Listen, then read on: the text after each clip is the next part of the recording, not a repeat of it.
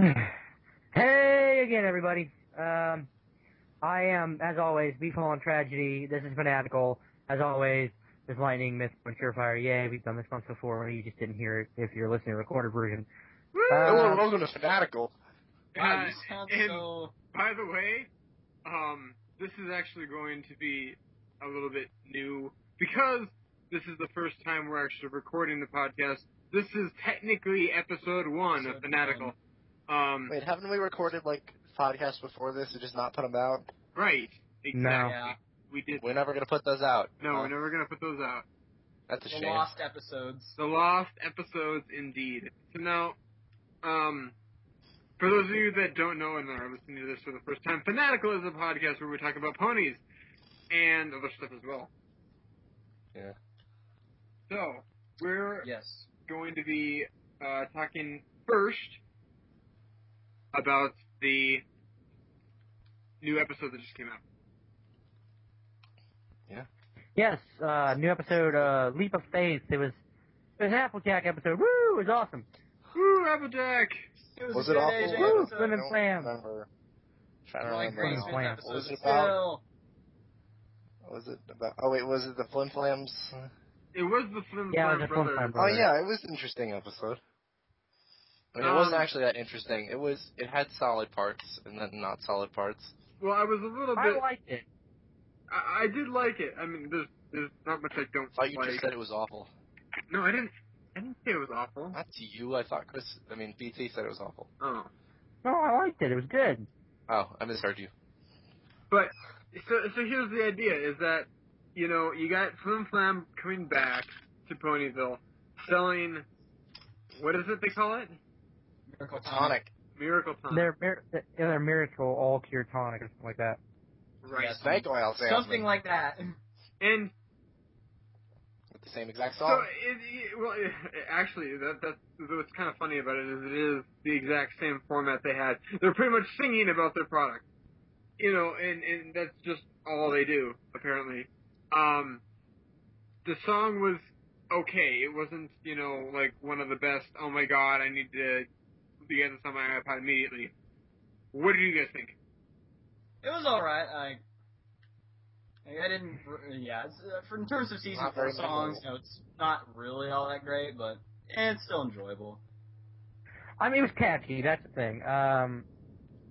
It's not meant to be like a regular song we have in My Little Pony. It's meant to be, you know, a salesman song, and you know, It's supposed to to be that fun. extent, yeah, it succeeds. And so that was one thing. Is it was the song, and it wasn't, like I said, stellar, but it was a song. You know, songs are good generally. The other thing now, this is a little bit weird. The whole Granny Smith being like a high diver champion or whatever, that was kind of weird. What you mean, pie diver? Oh, Oh wow. Oh, you're so funny. Oh boy. Anyway, yeah. So apparently they go to this thing with Flim Flam. They say, "Oh, we have this tonic that can cure anything." And Granny Smith says, "I'll buy like a whole crate of them." Apparently she just completely forgot who Flim and Flam were because, you know, I don't know why she would trust them at all. But, you know, it happens. she let her hopes get in the way Yeah. of reality. Hopes and dreams and dreams. So apparently after she drinks the stuff, it seems like it works. Now, this obviously we realize eventually that it's like apples and spinach leaves or something like that. It's like bean leaves and turnip. Yeah. No, it's like, Yeah, I don't remember what the yeah, fruit it's like- was. yeah, it was bad. It was turnips and something. Yeah. It was basically nothing really. So What it is Disgusting. that, you know, it's a placebo. It's like, Yeah, it's the placebo effect. yeah, we're gonna Confidence what it is. It's like, okay, we're gonna tell It's you it does all this stuff, and then you're gonna believe it, so that it actually does that stuff. You know, because I mean, Has science gone too far? I guess you can say that in this one, I mean, Flim and Flam are making money off of this product that doesn't actually work, but it's also proving to people that you could always do it, you know, and you just needed us to show you that it was possible that you could do it. I'll be back. So I'm going to charge you out the wazoo for it. Right. And this is exactly, you know, a lot of people would equate Flim and Flam to, like, snake oil salesman back in the... Yeah, it's snake oil salesman. Old days. And, you know, and that's kind of what is funny about this whole thing, because that's exactly what they're doing in this episode, is they're selling something that doesn't work. And, you know, of course they got the pony that's faking, being healed or whatever. Mm-hmm. That's working for them. Which, I'm trying to think about the other, by the way, it was a key episode, and I'm trying to think about the other key episodes, and it's like, in Rarity Takes Manhattan, there was Coco Pamel, that was kind of an extra character. In, well, I guess Rainbow Falls had the Wonderbolts, but we've seen them before. We haven't never seen Fleetfoot before, though. In It Ain't Easy Being Breezy, we had Seabreeze. What else was there? There was Pinkie Pride had that was interesting. In Pinkie Pride we had Cheese Sandwich. So I'm trying to think here. I think there was a special character in each of the key episodes, and they're always the ones that give the key to the ponies. In this one, it was this other, I don't even know what his name was, but this pony that was faking being healed, kind of turned over a new leaf at the end of the episode and gave Applejack the bit, which happens to be the key for her. So I don't know if I don't know where they're going with that it's always a extra pony that we've never seen before that gives them the key. You know what I mean? Yeah. Flim and Flam came back, I guess. Past the episode part. They were kind of, okay, here. Flim and Flam, I was really excited for their return because I like, you know, I really like the season 2, but they lost some of their, I don't know, like pizzazz or flavor or something. They were the same exact thing again. It was boring. Yeah, they didn't grow any, but I guess that's just them being scam artists. First, it was like really interesting and original because it was like a Music Man ripoff or parody or whatever. It was really interesting and cool and peppy. And now it's just, they're back again. Hey, look at them. We know exactly what they're going to do. We know their dynamics. Nothing's changed about them whatsoever. They've just got a friend now, and he's a little bit of a pushover. And it was definitely, it was interesting to hear more about Granny Smith's past. Like, you know, she was a professional diver somehow. And it was like, oh, where'd that come from? Grandma to the I'm surprised she didn't, like, break her entire face. Right? I think the best description I ever heard of that episode was, it's like one of those videos where you see people cliff diving, and you just keep on expecting the crunch of bone breaking, but you never quite, you're just like always on edge. That's how like Granny Smith doing all this stuff. Yeah, it's like everybody was just waiting for that moment of her hurting herself, and it just never came. Yeah, and a whiplash from Applejack getting her with that lasso would probably have killed her instantly. I'm just going to say that right now. Fuck like Superman grabbing a woman. And like half her see, when I was watching that She's very episode, elderly, though. When I was watching that episode and that part came up, I went, okay, it's definitely AJ is Batman. There's nothing more you can say about it. Yeah. Yeah, AJ is totally Batman. Well, AJ was, Ne'er-do-well, which is pretty much Batman. Well, all of them were Ne'er-do-well. She was also Mistress Mare. What was her superhero name in Power Pony? Mistress Maribel. Was it Marvelous? Mistress Marvelous or something like that? Ugh. I think I don't know, but it was something really funny. Well, she was. Anyway, she was Wonder Woman there. That wasn't Batman. That was Wonder Woman. Well, I mean, she was Wonder Woman mixed with Batman because she also had the things she could throw, like the batarangs. Yeah. Yeah. What was your superpower? Was it like...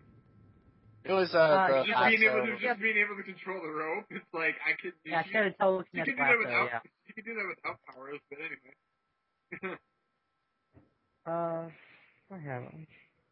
I have food.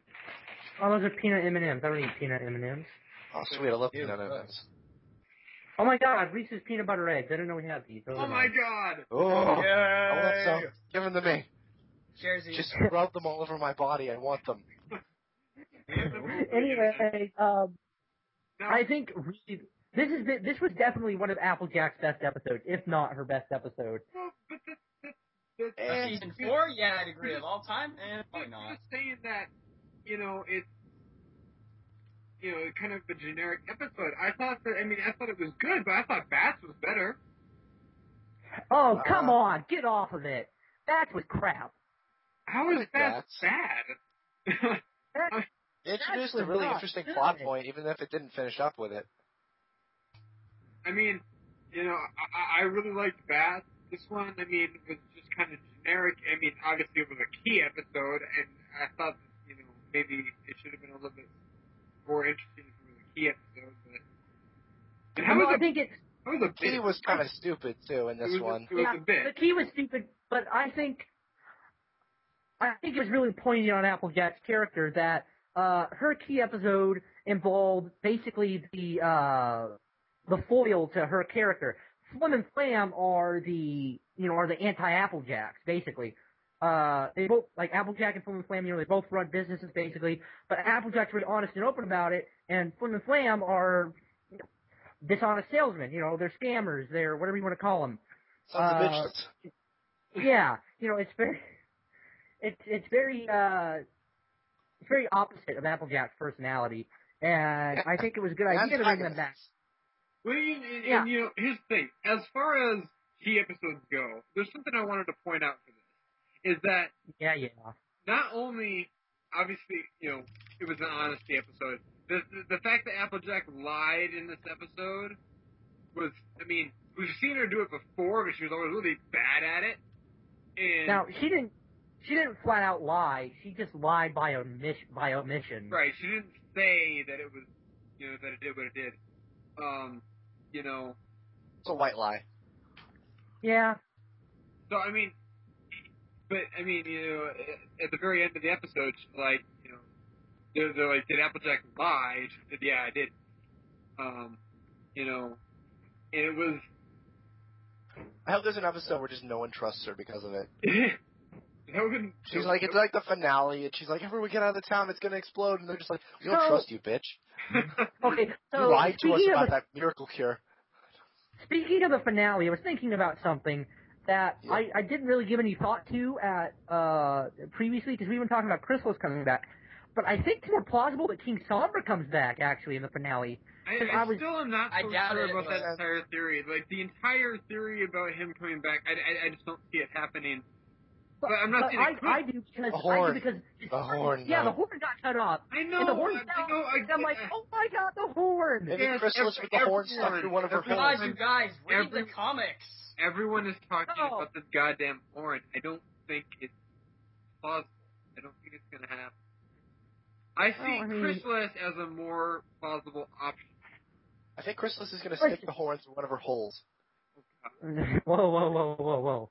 I'm pretty sure that's a fanfic already. Come on. Hey, they already had tentacles, spiky tentacles. We're going down that alleyway. Anyway, back to the key episode. There was something else that I noticed recently that I'm pretty sure everyone else noticed before me because it seems pretty obvious. Is that not only did the key episodes deal with the characters' specific elements, but they also deal with the characters' specific talent as well. Their special talent is always part of the episode. For example, how was Apple's any part? How was Apple's part? Any part of this episode? Her talent is working the farm. That's just what she does. That's what she was doing for this episode. No, it wasn't. She wasn't even ever at the farm. She's always working the farm. I don't think they showed her. I don't think they showed her one. I don't think they showed her buck one tree. She did kick down that tree. She did kick down that tree, though.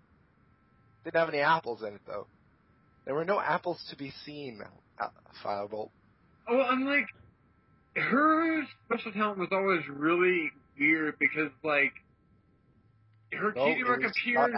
Her cutie mark appeared when she decided that she was homesick.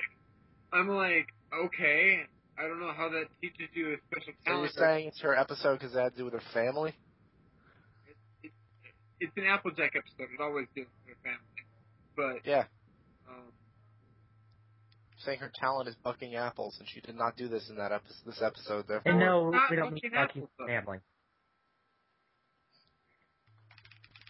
Even Big Mac. I was thinking about Rarity Hates Manhattan. That was all about dressing. I was thinking about Rainbow Falls, and that's all about racing. And then there was Pinky's Pride, which was all about parties. Throwing a party. And then Applejack's was about high diving. And then it was. Oh, wait. Fluttershy's had nothing to do with her special talent. Her special talent is talking to animals. Breezy's count as animals. Yeah. No, they can talk to anybody. The only thing different is Fluttershy can apparently. Fluttershy is the one that can understand them. No, that means Fluttershy speaks Swedish. It doesn't mean she speaks. It doesn't mean they're animals. Like Norse or something. We are the Breezies. Come to the epic village. Yeah, Breezies, yeah. What are they saying, Fluttershy? They said, we are the Breezies, yeah. Can you guys understand them? Yeah, can't you understand us? No, they're just, I don't know, man. Their accent too thick. We can't understand what they're saying. As soon as I say yeah, I just lose it all. Just lose it all. But it's just wipes my mind. And fuck you up. No, I mean, when she was talking about the Breezies, she called them, like, magical creatures. She didn't call them, I mean, Breezies are creatures. They're not. Yeah, that's she just Fluttershy being racist. Actually knew about the Breezies, so, like, that was kind of her thing in that episode. She was the only one knowledgeable enough about the Breezies to not kill them. To not kill them. Spike even almost killed them. His stupid leaf. I know. Spike and his stupid leaf. But anyway, that's where I was going from is that all those episodes match with the pony's special talent. And Applejack's is really weird because she doesn't have like a very specific special talent. It's just it's very broad. It's apples. That's what I like. That's what I like. Though, if you're going that way, then that's what I like about the episode is it didn't focus so much on the character, but the element they represent. Well, element, yes. Obviously. Yeah, it was a very difficult choice, and I have to admit that's not very prevalent in My Little Pony. The difficult choices. It's like, do you tell them or do you not? Do you spoil this party for them? I mean, there were cripples everywhere. There were. Yeah, there were ponies like with missing legs. What? Yeah, what happened to that one pony who had like the tips of her ears split up? I want to hear that story. It got nasty. But I mean, yeah, it was kind of weird. And by the way, during their song, did they have a picture of Dr. Hooves? Like, yeah, that was kind of weird. Maybe, yeah. I don't know what that was all about. I didn't remember actually. Also, so cancer and STDs are kind of like confirmed for the MLP universe, right? Well, they were already confirmed in season 2, actually. For STDs? Well, no, not STDs. Are you talking about the poison joke? Huh? What are you talking about? I'm talking about the cancer in. Oh, you mean the hospital? Yeah, in the hospital. She's stealing my slippers, slipper thief. Oh. You know what's funny about that as well is that someone pointed this out to me earlier or later on after I watched the episode. It's like, okay, so you have a cancer pony in episode, what is that, 15? I don't know.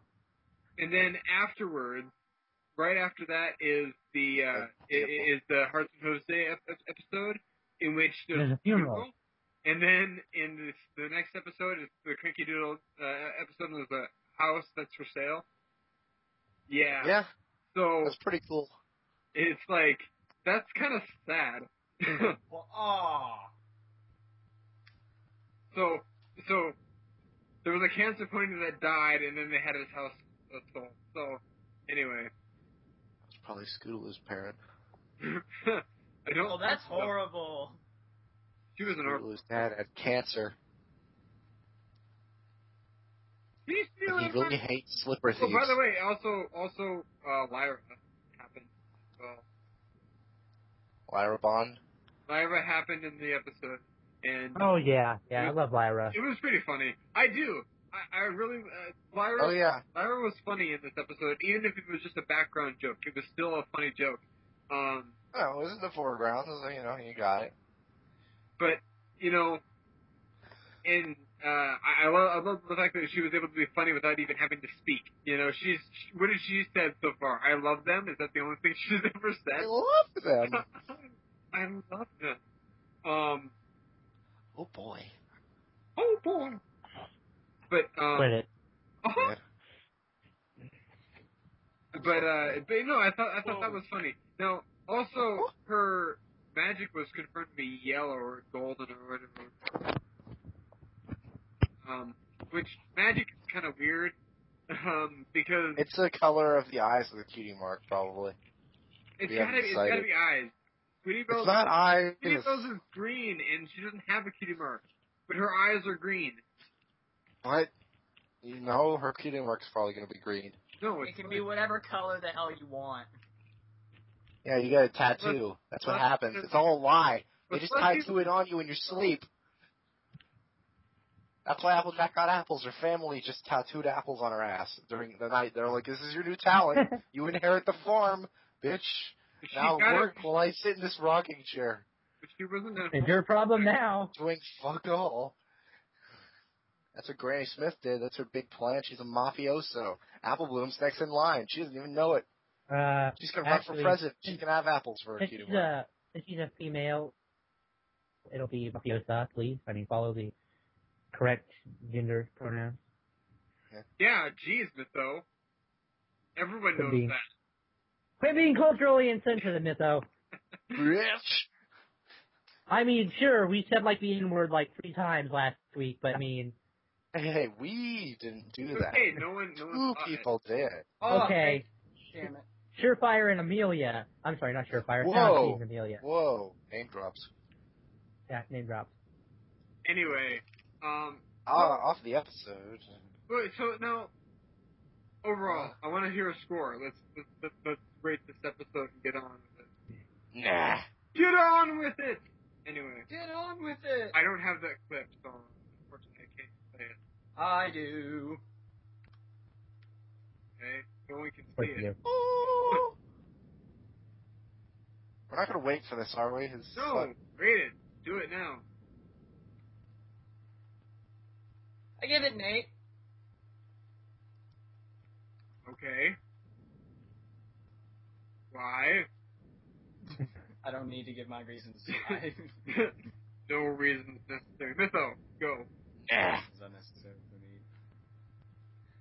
Nah. Okay. It's definitely an 8.5 for me. Simply for the fact that it was actually a good, solid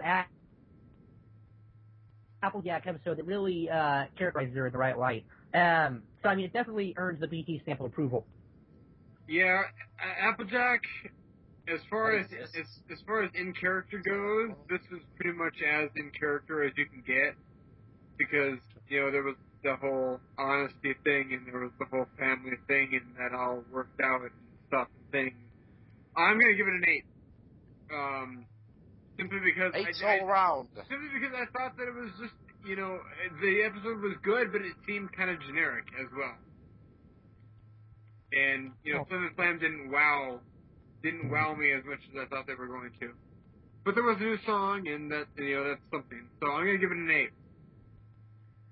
Mytho. Nah. Do it. Nah. You have to. I give it nah out of 10. Nah. I'm going to assume that means 9. So. Add in the letters, add in the numbers that each letter of nah represents. Depends on whether you spell it N-A or N-A-H. That is my score out of 10. Anyway, I guess he's going to be difficult. So. You can add an umlau if you want. I might add it up. So, Mwah. That was Leap of Faith.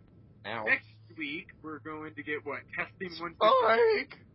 Yeah, testing 1, 2, 3. It's gonna be awesome. It's gonna have a Peachy Pie rap in. I'm so excited. Oh my god. That's the most Spoilers. Spoilers. No.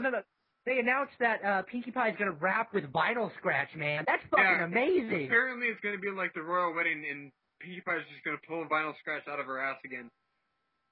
God. I mean, That's where Vinyl's hiding? Oh, God. That's always... We found Waldo, ladies and gentlemen. What did they call it on Twitter? They called it Pinkie's Rapping History of the Wonderbolts. And this is really interesting. I'm excited. History of the Wonderbolts is something that they've talked about. They actually said this back in the San Diego Comic-Con. Someone asked, okay, well, tell us the truth. Are the Wonderbolts a military force, or are they like just a show, show ponies? What is the deal with the Wonderbolts? And they said we're going to answer that this season. So this is where we're actually going to figure out what the Wonderbolts are all about. Now, for those of you that are not familiar with my channel, story all about how the Wonderbolts. No. I'm going to start yelling poop dog as soon as she starts rapping. For poop those dog. of you that don't know about my channel and about Destin and stuff like that, our history of the Wonderbolts, involves them in the force that was recover the keys if they ever needed to. Yeah. Basically, I know for a solid fact that Hasbro likes to fuck me over when I'm writing things. So this will go against whatever I have written, no matter what. Oh, of course. So, all of the fan fictions, they're ruined. So Destin is going to be kind of holy balls. uncanonized, but it was kind of already, there anyway. But it doesn't matter. We're going to keep it as it is and stuff and things. People. I might change one or two things around depending on what version they give us. But everyone already recorded chapter 1. Well, I mean, Celestia can re-record one line. Okay. But anyway, so that was. You don't have to stick with the canon of the show. Yeah. Fuck the canon. So I'm really excited about. Don't actually fuck a canon, people. That's not good. Not only is it going to be a Rainbow Dash episode and it's going to be a Wonderbolts episode, but Vinyl Scratch is going to be a Spike episode. That's another thing that I want to talk about is the whole Vinyl Scratch thing, because she has been pushed so much in recently. She's going to be in the new episode. She had a whole 3-minute promo for the Equestria Girls 2 movie. Oh, that was so awesome, too. And she's also one of the toys at McDonald's rainbow-fied, as a matter of fact. She's rainbow-fied. She's going to become one of the Mate 7. Yeah, I'd say Vinyl confirmed for Mate 7. I'm just like... Half-Life 7 confirmed. No, but that's the thing. I'm saying that it's getting to the point where they're pushing vinyl so much. There's got to be something going on. Her glasses hold deep within the machinations of Hasbro. Like the machinations of my mind are an enigma. Yeah, that vinyl short that came out for Rainbow Rocks. I learned that Daniel Ingram actually did the music for that one too. That was really surprising considering how well done it was. That was some good dubstep. Yeah, Daniel Ingram does dubstep. Daniel Ingram can make some good dubstep, which is actually pretty interesting. Now, Twilight hasn't gotten her key yet, right? Right. No. It's like, imagine this at the Wonderbolts arena. It's like she gets her key and it's Vinyl's glasses and she puts it on and then you just hear, then Rainbow Rocks 2 just appears on the screen. It says to be continued in Rainbow Rock. Oh God. Oh, it's horrible. Oh, and they fight people would Disco Chrysalis so much. They fight Disco Chrysalis. But by the way, when the Equestria Girls 2 comes out, I want to see Superintendent Discord. Superintendent. Oh, that would be amazing. Superintendent Discord. Dean Discord. We already have Cranky being a teacher. Why not? He is? Yeah, Cranky Doodle is a teacher. Oh, that was Cranky? Yeah, in the promo. Oh, is that who that was? I didn't notice that. Yeah, he was the teacher, yeah. So, Really angry. I have another thing to talk about for the Hub before we move on. I'm sure we have other pony stuff to talk about. But, the Hub today just announced that they signed on Kid President to have a show on the Hub. Who the hell is that? I never even heard of that. You never heard of Kid President? No, I never. Wait, Yeah, I don't know who that is either. You're gonna have to explain. Wait, is that YouTube video with the kid running for president? Yeah. It's a series on Soul Pancake.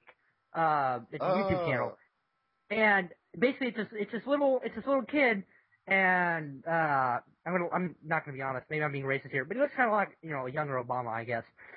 I might be racist Oh, there. he's black. He's running for president. Of course, he looks like young Yeah. Obama. Just in case Basically, I'm not. he's probably about like 7 small. or 8. He's very young, and he talks about changing the world and stuff like that. It's very inspirational, and I think they gave him a 5 or 6 episode run on the Hub this summer. For what? Like, That's cool. whatever his For his episode's going to be about. Probably about the same stuff that's on the YouTube channel. He basically talks about how we don't treat people like we should in the world. This comes from a young kid. You should go watch the videos, Lightning, definitely. And in fact, he'll I get might the Hub check to that improve out. their commercials. No, They're so we're talking they're about a commercial. YouTube channel that got signed for an actual show on TV. This is kind of interesting. No, a series on a YouTube channel. Well, Like, yeah, it's still a better than YouTube. It's still a YouTube. We're talking about a YouTube series being signed for an actual That's happened TV. before. Yeah. and Yeah. it has been good. Fucking annoying orange. Anyway, Yeah, that still pisses me off, by the way. yeah, I know that was What's dumb. good about that And- show is Toby Turner. I mean, come on, Even Fred not got that signed. Fred got signed for movies and TV shows. Yeah, I mean, that was dumb as Oh God, Fred, no. fuck. God, Fred. Oh my God. But, Technically, Justin Bieber's from the internet, so yeah, you he don't know is. how Yeah. that turned out. well, yeah, but Justin Bieber, him singing karaoke and then getting signed as an actual singer is one thing, but like YouTube series being signed as actual television series, that is a little bit different. And That's really cool. no, it's not. What? No, it is cool. Well- How is it not cool?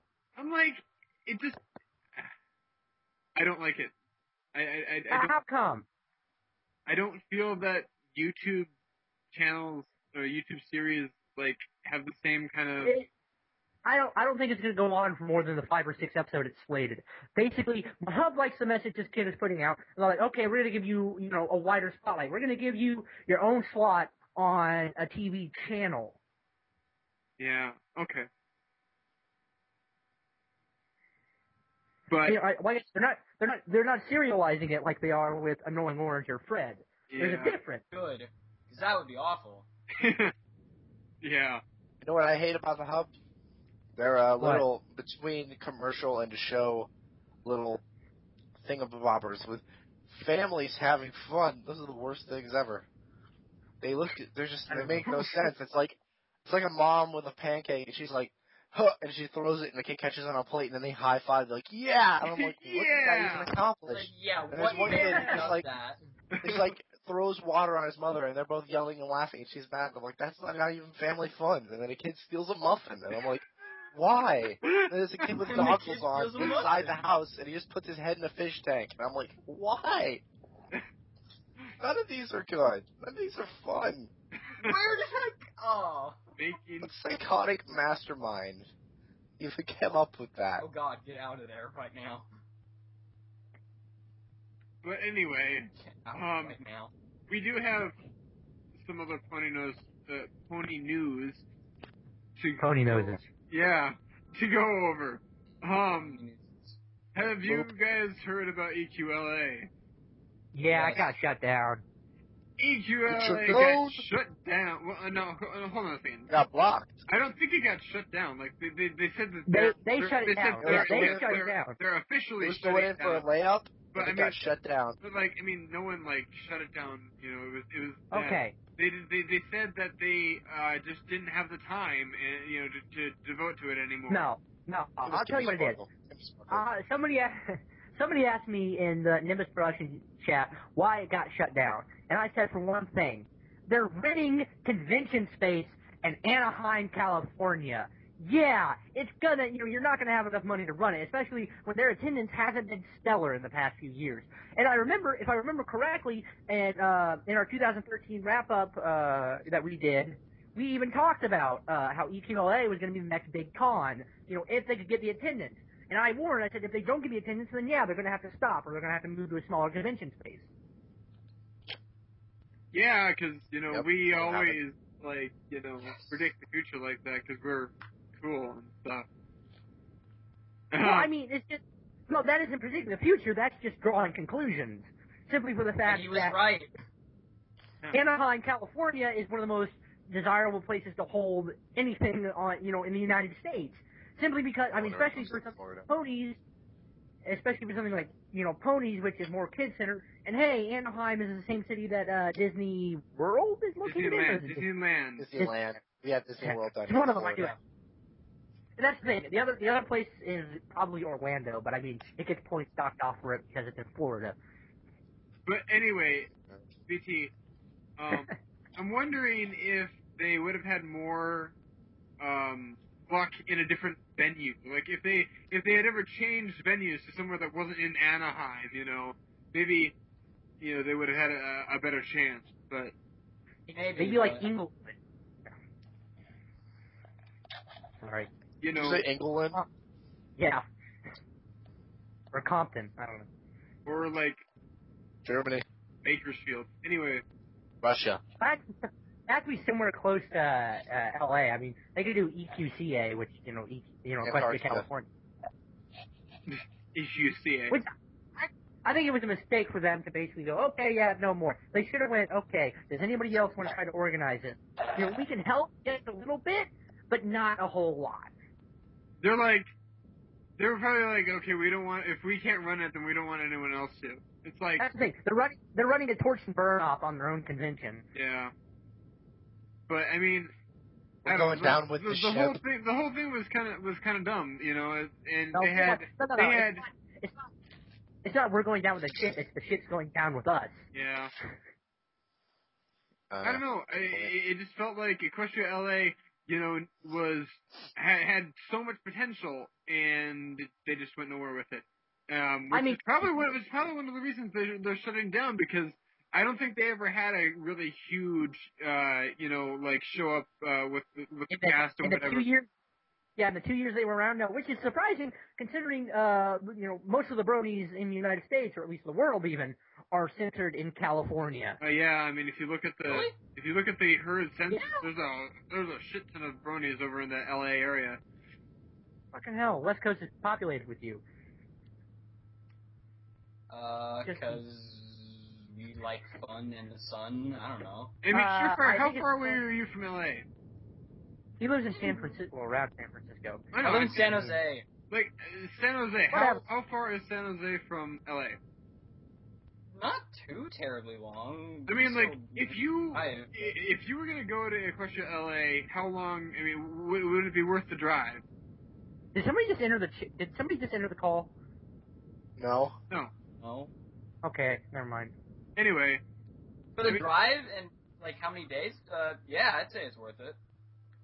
So, I mean, it's not just LA. I mean, anyone in California would be able to go to this thing. It's like, it's a convention. Hell, I drove from Minnesota to Texas to go to a convention. Fiesta Equestria. I mean, you would think that they'd have a better attendance. And yet they don't. I know. It was. But like you said, they didn't draw in any of the big show names. They didn't innovate any. So yeah, they didn't have good numbers. I think a lot of people would just rather go to like the bigger convention like BronyCon, because a lot of people were dissatisfied with EQLA compared to some of the other conventions. Yeah, but BronyCon, I mean, that's great, but that's over on the East Coast as opposed to. Yeah, I know. Okay. So the West Coast. I'm just using it as an example. Right. I'm just using it as an example, like other conventions. Okay, I'll tell you why. Because Everfree Northwest is in Seattle, which is also on the West Coast, and it probably garners more attention than EQLA ever did. Because Everfree Northwest was probably the second BronyCon ever, after the actual BronyCon, and then Everfree Northwest came out, And, yeah. Everfree Northwest is probably the second biggest, and I think it was the second convention ever. But yeah, it's definitely the second biggest as well. You know, if you're gonna talk about big conventions, you got BronyCon, you got Everfree Northwest, and I mean, it's hard to say if there's a third one. BabsCon is pretty huge this year. And that's another thing. We got, I think the EQLA people looked at BabsCon and said they're doing our job better. Why are we here? That's true, because that's going to be in the San Francisco Bay Area, and oh my God, do they have everyone? Exactly. It's ridiculous. Yeah, they literally have everyone practically. I mean, it's really impressive the show names they were able to get for that convention. So, BabsCon is like the replacement for EQLA.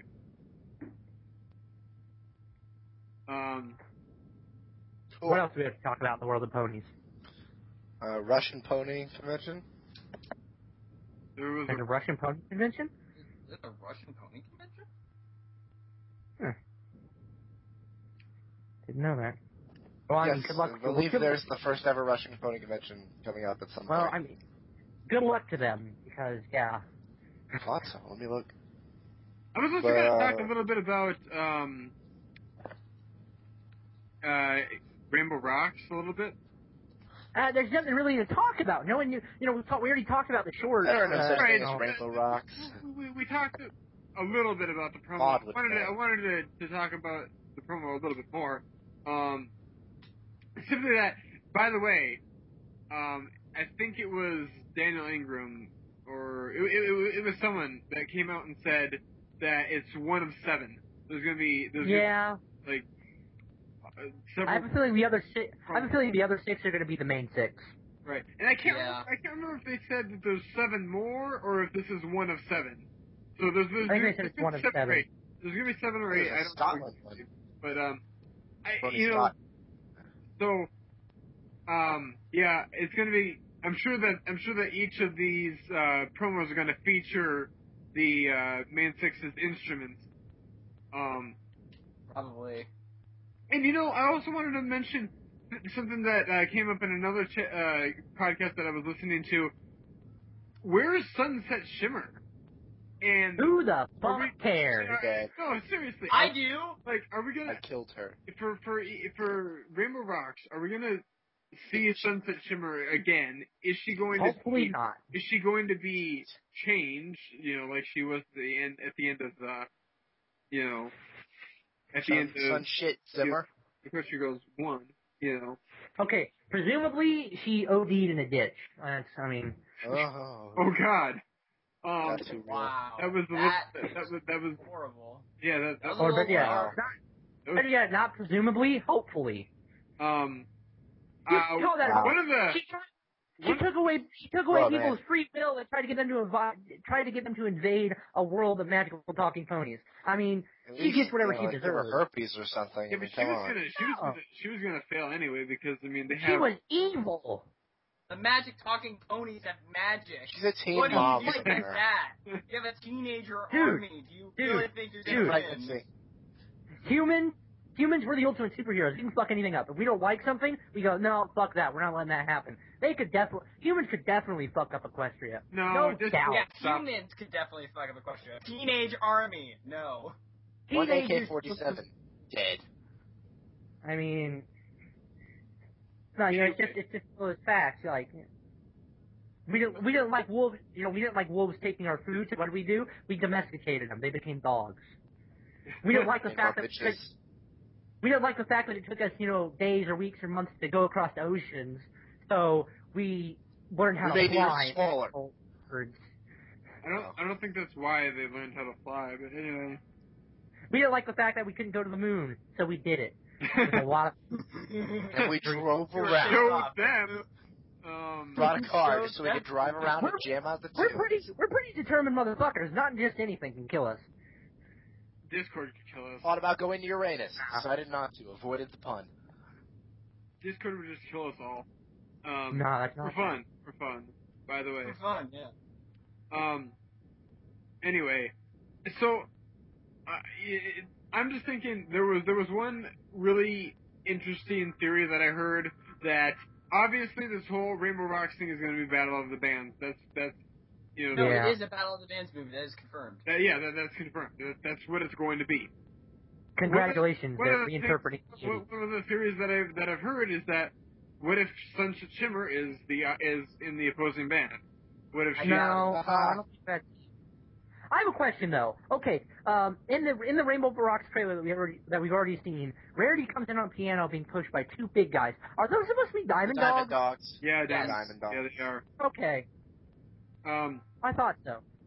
By the way, if you look at the promo, apparently either Diamond Tiara or Silver Spoon have a purse dog.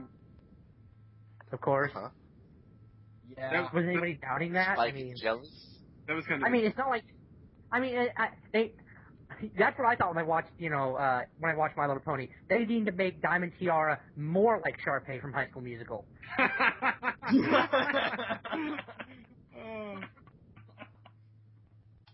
But I mean, it's like, unfortunately, that's what Equestria Girls kind of is High School Musical. But anyway, Fine High School Musical. Yeah. I want it to be fabulous. Oh God. That was actually part of the anthology, wasn't it? Yeah, it was. Yeah, it was I anthology think so, too. yeah. But anyway, Stop.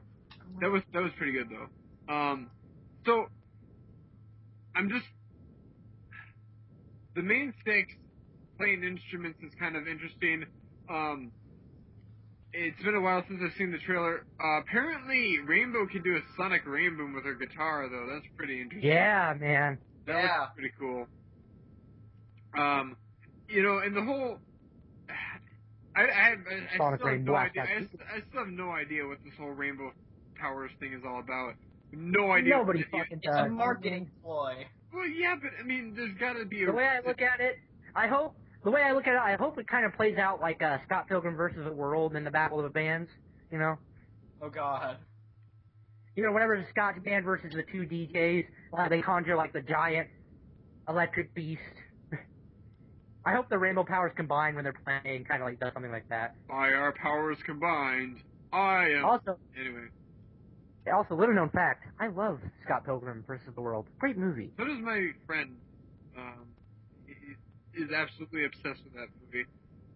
I've only seen it once. But anyway. Oh my God, we'll have to fix that. So. Anyway. Where is my Scott Pilgrim? Oh God. He's gonna bring it to FE now. Anyway. Oh God, yeah. So, is there ever any doubt? Well, we have other movies to watch, like Space Jam. Yes. Did you find your Space Jam yet, though? Where was it? Yes, my friend found it on the DVD rack. Where was it? On the DVD rack. On the DVD rack. Of course. Where else? It was hiding really well. Anyway, Camouflage. So that's all. It was really, there was just some things I wanted to bring up about Rainbow Rock. We don't know much about it yet, but now you did mention something earlier, BT, that it's going to be straight to DVD release. Yeah, and as I said, I don't know if that. I think that makes me even less excited for it because I remember when I was little. I remember the straight to video Disney releases and how fucking crappy they were. Frozen 2. It's just like, well, Aladdin 2. I mean, come on. Aladdin 2 wasn't bad. So you're saying we're getting a straight DVD release of Frozen 2? Frozen 2. Frozen 2 is going to be good. I want a Frozen 2. Let it go. Frozen 2, the Frozen again. Let it go again. That'll be the Don't ever let go. Don't ever let go again. Don't ever let go, too. Frozen 2, let it go harder. Anyway. With a vengeance. Why are we using the Die Hard naming convention here? What's going on? Oh, God. Because it's the only naming convention that works for basically every single movie. Yeah. Alright, I'll give you that one. But I like Die Hard. Don't insult it. No, I'm not insulting it. We're just... It's just funny. I know. I'm just the talking names. before you do it. It's fine. It's just that we're mocking the names. Okay. So can we move on from ponies? We can move on from ponies. We went to Die Hard, of all things. Okay, so last week, after after one of our episodes wrapped, I asked in the chat, I said, does anybody want to help me do something I want to do on Fanatical this week? And Mytho volunteered. Yes, I did. Great, Yes, yeah. Mytho, do you want to know what we'll be doing? Yes. You'll be watching Okay. Space. I don't know if many of you guys know this, but I am a huge trivia fanatic. I love trivia so much. Oh no, he started his own game I know. show. Like Jeopardy. I know so many useless facts. It's not even funny. So I kind of figured, let's test your guys' knowledge of facts. About stuff you like. I thought, okay, Mytho, what do? You animate. You like animation, obviously. So let's ask you some questions about animation. All right. I'm ready So for this Studied segment all my life. is called. This segment is called BT's Trivia Time. Hello, welcome. Big trivia. There will be 13 questions. All right. And in my Why 13? My favorite number. Because 13 is a good number. Yes. It was virtually 20, but I couldn't come up with 7 extra questions, so I just stuck with 13. All right. So here's the thing. Each question is worth 1 point. And if answered within help, it is only half a point. If you get a question wrong, you still move forward until all the questions are done. Don't you assholes yell out the answers. Each question only has a 15-second timer on it. What? Oh. Why is So there yeah, there's that quick. Right. Yes. Also, if you don't know the answer and you want to wait for time to run out, you can simply say next. That way you don't have to wait for the time to run out. So. Like Gavin or Google. And hold on, this is what sets it apart. You have 3 special abilities you can use at any time during any question. You may only use one per wants question. to be a millionaire. Yeah, exactly. The first is skip. You can skip the question, okay, but you come back to it whenever I feel like it.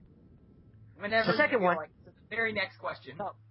Whenever I feel like it. So the next one is help. You ask somebody else in the call, one person, and if they have the answer, it's only worth half a point. And then the final one, you do it. Where basically I answer the question for you, and it's only worth half a point. Screw it. You do it. So, Mytho, are you ready? Sure. Okay, the first one's easy. You should know this. A webtoon is a cartoon developed to be shown on the internet. What tool do almost all internet cartoonists use?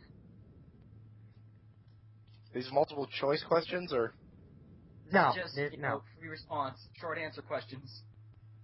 What One. tool do almost all internet cartoonists use? Flash?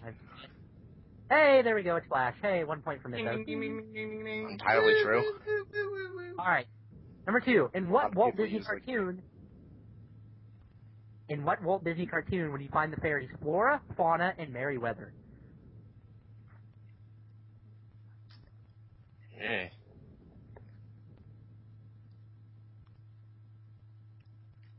Disney. 10, 12. All right, the answer is Sleeping Beauty. Yeah. I haven't watched any of the really old ones ever. Okay. Remember, if you want help, if you want to skip the question, you can come back to it later, or you can ask either Surefire or Lightning if they know the answer.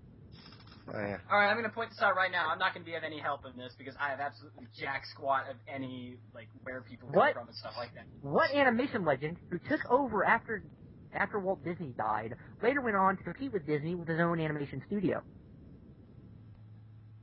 This one's easy. Come on. I don't know names of animators generally. This one's really easy. I don't know of any. Ugh.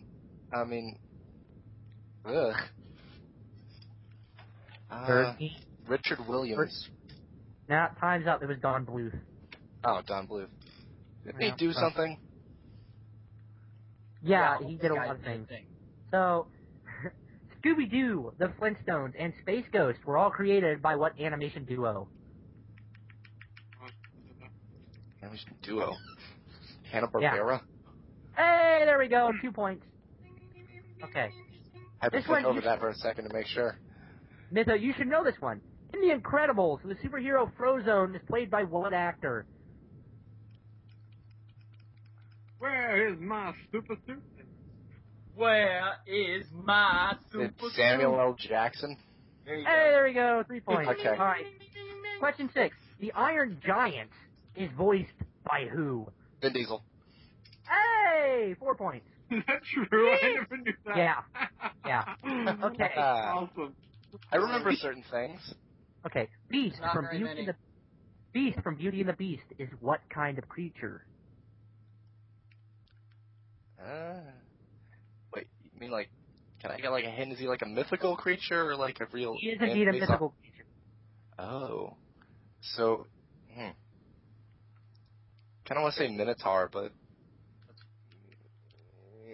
14, 15. He is a chimera, actually. Oh, I was about to say that actually. It was on. I was thinking chimera, but I thought that had to do with like a snake as well. 3 animated movies have been nominated for Best Picture at the Oscars. Can you name all 3? You get half a point for each answer. Are we talking about like recently as well? This year or like? No. This is through all time. Since the Oscars started, only 3 animated films have been nominated for Best Picture. Try to name all 3. So, I thought like a couple had been like nominated recently though. Oh shit, I forgot one. So there's actually 4. Yeah, you're right. Wasn't Frozen nominated? Yeah, there's Frozen, that one. So that's half a point. Oh god, wait, no. I actually, God, what was it? I think it was one of the early Disney animated movies. Was it Beauty and the Beast? Was one? No. No, it was, one of them was the first one to ever be 5 nominated. seconds left. Damn it. God. All right, you only got half a point for that. Hold on. Wasn't Toy Story 3 one of them? No. No. Was Bambi one of them? No. Okay. No, your time ran out, Mitto. Yeah. The 4, you got one after the buzzer rang in, though. So all these movies were nominated for Best Picture. Yeah, Frozen, Snow White, The Lion King, and Up. I thought it was I thought about The Lion King, yeah. Okay, now which of those animated movies was the only one to actually win the award for Best Picture? Snow White. Yep, there we go. Because it was the first one. It was done during the Great Depression. People needed it. You have 5.5 points here at question 10. Yay. Walt Disney had saurophobia, otherwise known as the fear of what? I know that one. Saurophobia? That's so fun. Yeah, hey, you can ask Lightning. You have that. Can you spell that? S-U-R-I-P... Wait, no. Go Google it. No, I was just like, I use like the declension. S-U-R-I phobia. There we go. Oh, sorry. Ask Lightning. He knows it, obviously. Okay, Firebolt, go ahead. Wait, what? Aw. Walt Disney was afraid of mice. He was, yeah. Oh my god, really? I know. So now you have 6 points, and we are on question. Whole numbers. We are on question number 11. Don Bluth, who we talked about earlier, is a famous cartoonist, and he created what famous Laserdisc game? Laserdisc. Laserdisc? Yeah. The hell is a Laserdisc? Probably. You don't know what a Laserdisc is? Try to imagine like a big ass DVD. Oh yeah, I know that. Okay. No, those were games. Like the size of a record. 5 seconds. 1. Gonna go ahead and say Pajama Sam and be wrong. I'm just gonna say Pajama Sam. Pajama Sam. Don Pajama Bluth. Sam forever. Don Bluth created and drew Dragon Slayer. Oh yeah. Right. 2 more questions. Okay. What state does Dumbo's circus go to during winter? Tennessee? Wrong. Florida. Really? And that's why he hates Florida. All right. Last question. This one's kind of hard. You probably won't know it. You still have 2 remaining. You can either skip. Well, you can't skip it, or you can ask me. All right. Pinocchio means what in Italian?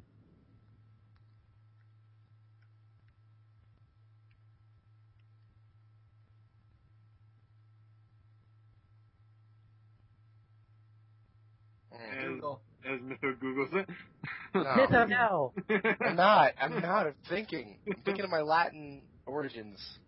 It's Italian. It's Italian. Everything is derived from Latin, man. No. Not name 13, 14, 15. Okay. Is it like melon head? Just have BTS. Little wooden boy. It's too late. Time ran out. The answer is Pine Eye. Huh. Pine Eye. All right, Mytho, you end BT's trivia time with a grand total of 6.5 points, 6.5 points. Hey, look at that. Exactly half. So now, I don't know if you know this, we are going to quiz all of you as the weeks go on. I have my handy little list. Why am I going to get quizzed? Okay, so here's the order. Mytho went first. Next week, if he's here, it is AR. After that, Blaze. After that, Soundfeed. Then Amelia. Then Lightning, and Surefire's last. Damn. Why am I last? Way the fuck back there. Anyway. And once the cycle is complete, the people with the top 3 scores face off against each other in just a general trivia challenge. Oh I'm boy. gonna fail. Amelia's gonna rock this. Huh? Well, here's I was talking with Amelia, and we're going to try to get some Flufflepuff questions from Fluffy Mixer in hers.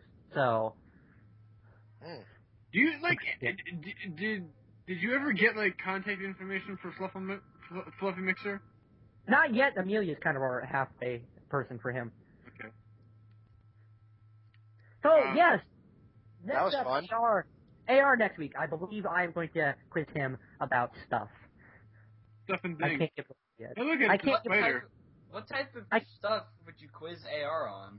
I can't give it out yet. Well, I guess he's not here, and he probably won't listen to it. So, I'm probably going to do it about cars. Oh god. Yeah, probably a good Because idea. people won't Probably shut up good, about your cars. In Blaze, I don't know what the Gonna fuck quiz this question Lightning. plays on. Yeah. Final question. What car does BT drive? Which car is better, Firebolt or AR? God. That should be the final question. Yeah. that's a What? good one. Make the answer Firebolts just to see if Wait, he gets it. BT, which question? Anyways, BT, I think I'm which just. question? What question? You said that you should put that down. Or you should put that question as the final question. Which one? What? Who has the better car, Firebolt or AR? Just to fuck with him. All right, we can now move on to general discussion. Holy shit, my battery went off again. So, Whoa. one of the things I wanted to talk about, by the way, was this strange thing that just came out, that has been a little bit. It's been going pretty crazy on different websites and stuff like that. This thing called Goat Simulator came out. Oh god, Goat Simulator. Never heard of it. Don't get me started on wait, that Goat wait, Simulator. Wait, Lightning, can we go over April Fool's first, since that just came out too? I mean, you know. Yeah, so Goat Simulator was an April Fool's joke, so get that out of the way right now. Well, I'm just saying that Goat Simulator was like, it wasn't really an April Fool's joke, because I mean, it was real. It was a real game. It was funny, but I mean, you know, people are still playing it, and people were playing it before April Fool's Day as well. But I mean, Goat Simulator. We're talking about a game where you control a goat and just literally do whatever the hell you want in this little area. You know. Now, hold on. And the game has a better physics engine than Skate 3. Originally, Goat Simulator just started as like a test, like an engine test. Probably. That was an engine it, test? Wow, they really screwed up then. No, originally that's all it was. It was an engine test, and they decided to fuck around with some of the bugs and glitches they found using a goat. And they put the video out online, and people were like, "Oh my god, this is amazing! Please make this an actual game." And they're like, "Well, all right." All right, we can make money like this. Sure, let's do it. So, I mean, like, you get points for doing random shit, like, you know, crashing parties and jumping on trampolines and stuff like that. But, I mean, just the ridiculous stuff that you could do. There was, there was one video that I saw where, you can find this one area on the map where if you bring 5 people to this, ritual circle, you could become a demon goat. Yeah. Yeah, I saw that. Yeah, everyone does that. Everyone does that. Everyone does You that. can It's also like one find- of the first 5 things that people do in Goat Simulator. No. The first thing they do is they get jetpack. Yeah, that is, Jetpack that is funny true. as That well. is the very first thing that they do. You know, I think the first time I ever saw it was Markiplier. Markiplier, Yeah. videos of it. Ew. I love Markiplier. He's hilarious. Yeah, sure. I don't What like the hell's your Markiplier. problem? I don't like Markiplier. Why don't you like? I have like a vendetta against Markiplier. Nothing wrong with Markiplier. There's no, lots he's of things wrong with Markiplier.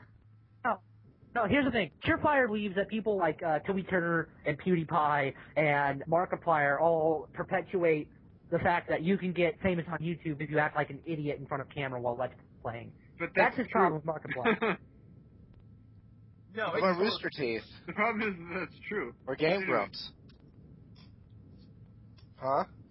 He doesn't like any Let's Players that act like idiots. I guess. Well, Rooster Teeth and Game Grumps don't act like idiots. They just act like normal people. For the most part, Game Grumps is alright, but even then, I don't stick around to watch a whole lot of their videos. Because they just don't like them. They're idiots. I mean, they act stupid, but I mean, it's just like, regular stupid. They don't, over-exaggerate it. They're just dicking around. I can see why you might not like Markiplier or PewDiePie, because they really play it up sometimes. Although PewDiePie might just be like that, but I'm pretty sure Markiplier, he's screaming his head off. Well, you see, Markiplier probably does that, on purpose. I don't think Markiplier is for the world champion. Personally, I like Markiplier. I like Markiplier too. There's things that he's really good at breaking games, so things will just happen, and it'll be ridiculous. And Markiplier doesn't break games. He plays games that are already broken. Yeah, no, he breaks games too. He broke Amnesia, so. Amnesia's not a hard game to break, though. He also broke Slender the Arrival, so. That's not a hard game to break either. Yeah. And then, I mean, one thing about the Goat Simulator is they said that they're going to keep all the bugs and glitches in there, but only the bugs and glitches that don't, totally, shut off and ruin the game. Yeah. But every other bug and glitch, it's going to stay in. They're keeping that in. Because that's half the fun. Now, I mean... Yeah, that is half the fun of Goat Simulator. Because Goat Simulator... With glitches, you can go out and find. You don't want to patch the thing where the goat's head goes all wibbly wonky noodle on you when it goes up against the wall. Yeah, the goat's head when you're climbing a ladder is just ridiculous. It just goes insane. I know. They have really good ragdoll mechanics in the game. But there's a good thing as good ragdoll physics. Of course. Yeah. All ragdoll physics are good ragdoll physics. Exactly. Now, the fact that you can, attach your tongue to an item and drag it around is also kind of ridiculous. I don't know... I seriously don't know how that even, A goat can't do that. It's just not possible. A goat can't fly a jetpack either, but who cares? Yeah, I don't know. But it's ridiculous. I love it when they try to, everyone tries to ram the semi and just gets, annihilated by it. Okay, I forgot about something in the pony department I want to talk about. Okay, real quick. Yeah. Okay, over the past few weeks, we've been, I've been thinking about Equestria Daily and their fanfic submission. And I think it was last week after a podcast, like Friday or Saturday or something, they put up a post that said, okay, we admit, in the past, our fanfiction system was broken. I went, hey, they learned, finally, hooray! But then they went, April Fools! No, basically, because they went, the way we have it now is much better. And it's like, well, thanks for showing zero self-awareness, guys. I appreciate that. Congratulations. Anyways, now the new Google. Speaking of April Fools, let's talk about what April Fools pranks there were on the internet, and some of them were actually very good. Yeah, I worked for April Fool's Day, so I didn't see any. So. I worked April Fools too, but I closed, so hey. So one of my favorite ones, I think it is my favorite one, has to be the Titanfall, including the Optimus Prime DLC trailer for Titanfall. I didn't see that. Oh, IGN did it. They created the trailer, and it was so awesome. Oh my god! I saw that. I saw the thumbnail and it said Optimus Prime DLC for Titanfall, and I got this glimmer of hope, and then I looked at the date in the bottom right of my computer screen. It said April 1st. I went, God damn it! Quit playing my heart. See, I really hate April Fools in the video game department because you always get these really awesome ideas, like War Thunder had like the Pony Nation last year added in their game, and I'm like, oh my god, this is so cool, and I literally got the game. I don't know. Far Cry 3 Blood Dragon came out of it, so... Yeah, I mean, Far Cry 3 The very next day they took it out. I'm like, oh. You know, I think the weakest April Fools is probably YouTube. They need to step up their game a bit, because, like... What did they do? They basically did the same thing they did last year and said they were responsible for all the memes that were happening on YouTube. They were like, yeah, we designed some pretty cool memes this year, but we think we can do better. So they, like, unveiled some of the best memes of 2014, saying what was going to be popular. What year was it when... They were basically claiming they fabricated every YouTube video. What year was it where every link brought you to, Rickroll? Rickroll. That was 2009? That was back in 2007, huh? That was a long time ago. I remember that. I mean, that invented the Rickroll, and so, it was just kind of... I love that music video, by the way. The black guy behind the bar is just awesome. I actually really like the song. Too bad I had it ruined by, like, tens of thousands of people rickrolling me. Okay. Another one of my favorite April Fool's Day pranks they did is, I don't play League of Legends, but I have a lot of friends that do. Yeah. And the League of Legends people totally just fucked their players up. They basically, the characters that nobody liked because they were OP, they made them more OP. What they did is they basically took, whenever you use spells and shit, there was no mana cost, so you could just spam your most powerful attacks and keep on spamming it. And there was there was no range to it, so you could spam from, like, across the map and hit people. And oh my god. So the entire, like, servers and stuff were, like, bombarding people who wanna... Like, and they also added, they added, like, no ability cooldown, and, so the characters, like, everybody liked because they were good and well balanced. They took them out of the game completely. Wow. It basically developed into anarchy. What if at the end of that day, they were like, okay, guys, let's put it all back together. Let's put it back to the way it was. And they're like, what do you mean? Well, you know the way MOBAs work, right? Is how there's actual player characters, and then there's like the NPC grunts. They switched that around. On April Fool's Day, they basically made only the grunt players count for XP, and the human players counted for nothing. So people spent like 8 hours on it. It's like, oh. Yeah, it fucked with people a lot, and I loved it. I love when people do stuff like that. And like World of Warcraft, originally Mist of Pandaria, with the pandas, that was an April Fool's prank in like 2008, and then they came and made it an actual expansion. Yeah. But I like when MMOs fuck with their players in April Fool's Day. Of course, there was Google, who pulled out a very nice one this year. Even though it was I love Google so much. I love Google. Google, did they have a different one besides the Pokemon Challenge? Or was they that did, specific? yeah. What? Yeah, they did. They also added shelfies to Gmail. Oh yeah, I saw that. I was like, wait, what? add like Dustin. Like, you can make a selfie. David Hasselhoff. Picture. Yeah, they called them shelfies. Yeah, they called them shelfies. I'm sorry. Yeah. What was it again? What was it? Shelfies. No, what is it though? Yeah, basically you could change your you could change your Google your Gmail background, or I think you had to a selfie of you or something like that.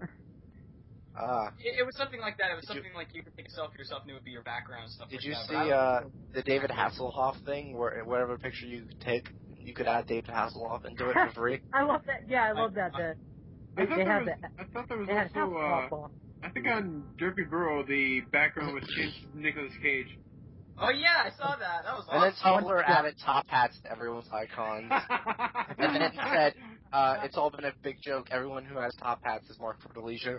And then somebody posted a picture of the Tumblr staff icon had a top hat on it. And they're like, really? But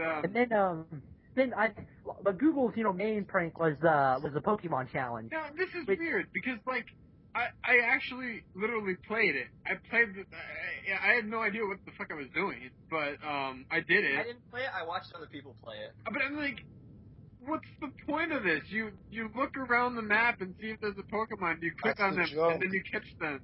It's like so you become the Pokemon master of Google.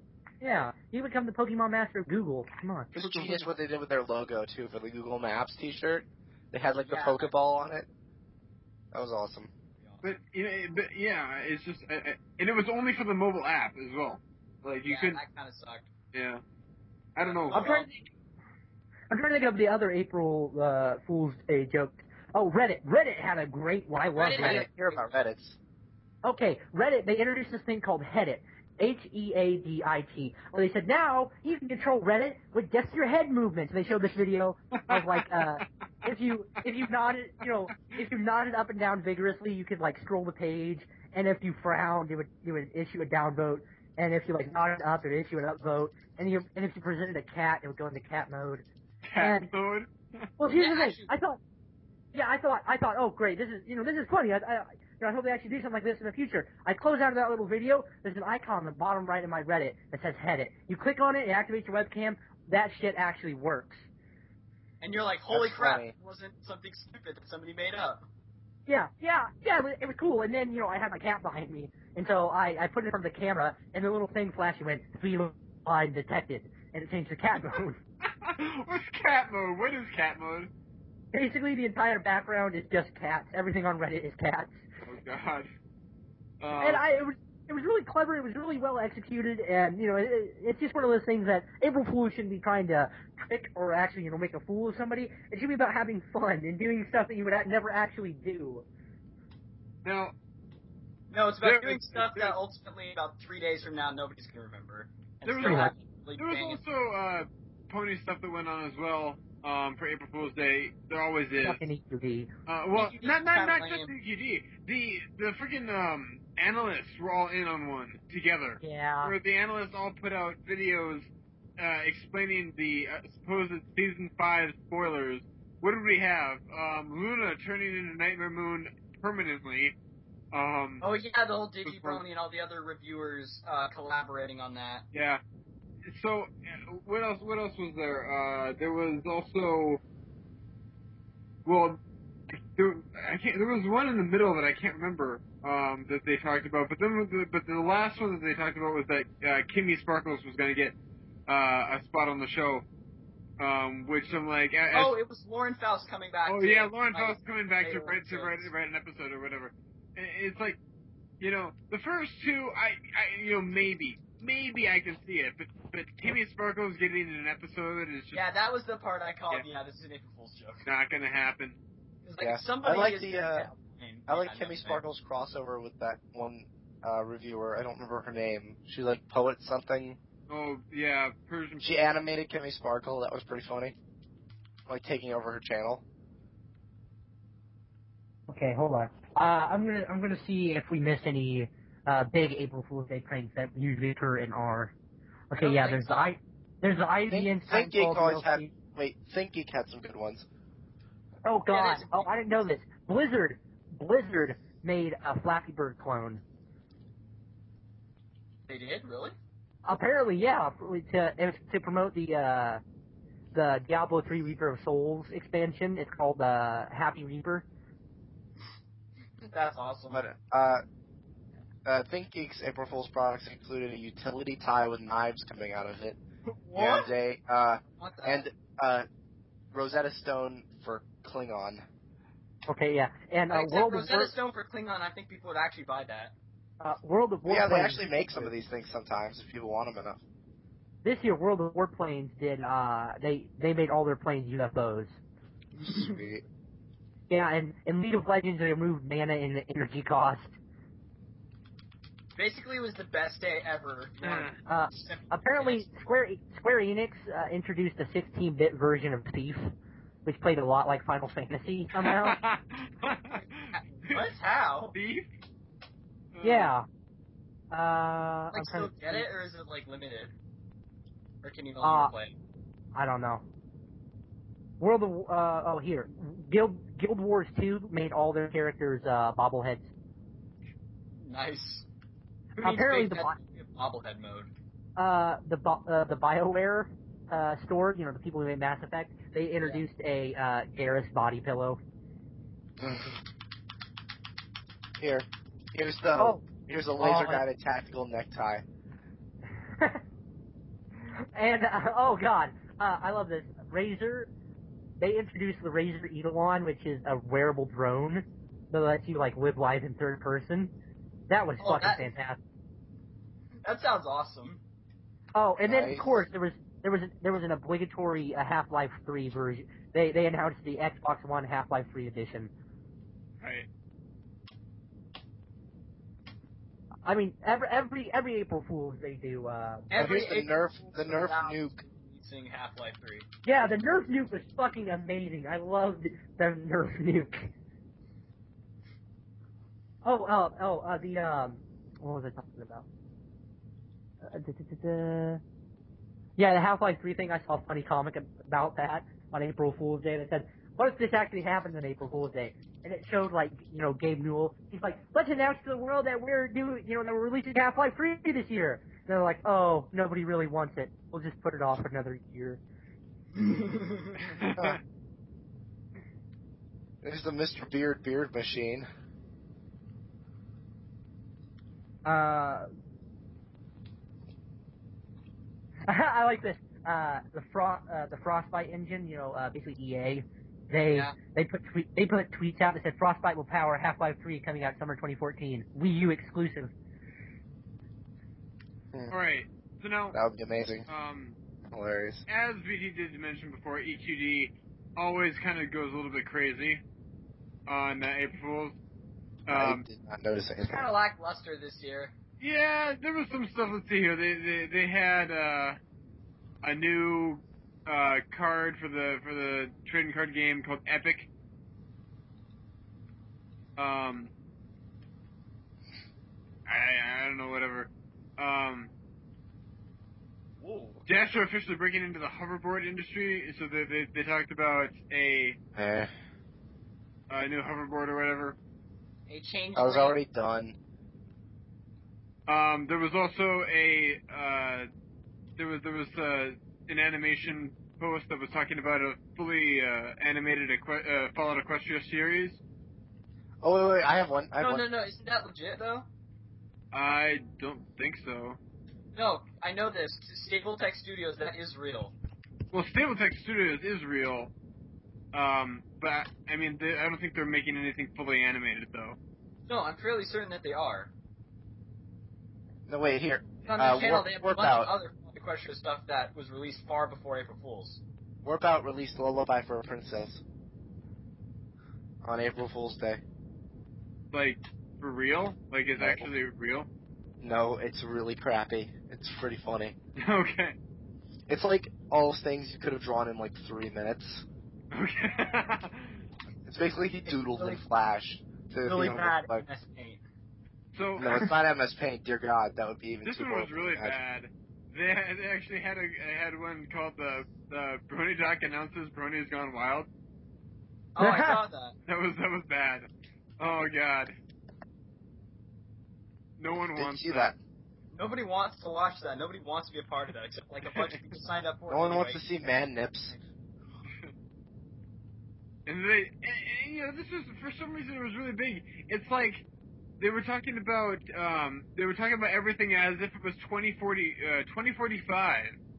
I'm like, it's 2045, and we're in our 35th season. Right, and I'm like, why? And they were talking about DQD from the future, reminiscing on the great fandom explosion of 2016, and I believe it. I mean, it's like that's pretty much good timing for that, actually. Talking about how they announced this new spin-off series. After My little horny friendship is tragic. After the success of the CMC Chronicles, Cooking with Pinky, and Doctor Who's Adventures in Time, this one looks like it's the biggest hit yet, and is sure to add amazing success of the MOP FM brand. But yeah, I don't know. Mytho. Yeah.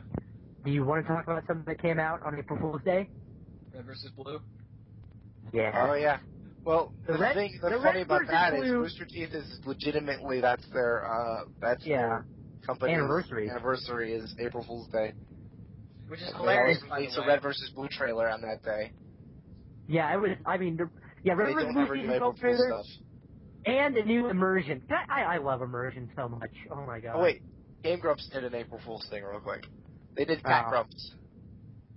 What? The intro was meow meow meow meow meow meow meow meow meow meow meow. Wait, you mean they're not actually cats? Oh my god. Actually, it was just 10 minutes of video of their cats. And there was Meow Train, which had 10 minutes of video of Ross's cats. And then another Cat Grumps that had 10 minutes of video of the other cats, of Aaron's cats. Yeah, they have several cats. It was pretty good. There was Everything Right with Newborn Cuties. Yeah, yeah. What? That was actually pretty funny. What? There was a video that came out called Everything Right with Newborn Cuties. Do you watch CinemaSins? No, not anymore. I got bored of CinemaSins. I love CinemaSins. I love CinemaSins. I liked it to begin with, and then it just kept being the same thing, and I'm like, I need to pee. I'll be back. Real quick. Okay, so yeah, since he's gone, I'm just going to talk about the Rivers Blue Season 12 trailer. It came out, and what? Nothing. Don't talk about me. We're back. God, Mytho, you're starting to sound like a woman. Basically, they... This is coming from the guy who actually does sound like a woman. To the Rivers of Blue, I mean, they pretty much announced that somehow Tucker is going to be the hero of this season. I don't know how the hell that's going to work. Because he's the hero that we all need, but not the one we deserve. And I like that they, I like the fact that they brought, I'm excited to see what they're going to do with the new freelancer type people like Locust and Kimball and Felix. I love the fact that I've only seen season 1 of Red River Blue is all I've seen. And apparently Cortana still has church somehow. I'm excited to see how that plays out. Anyways, on to the other thing they released, Immersion, basically the first official episode since YouTube Comedy Week. Lightning, do you watch Immersion at all? Do you know what it is? I didn't know. I have no idea what that is. Okay, Immersion is where they take concepts from video games and they try to replicate them pull them off in real life.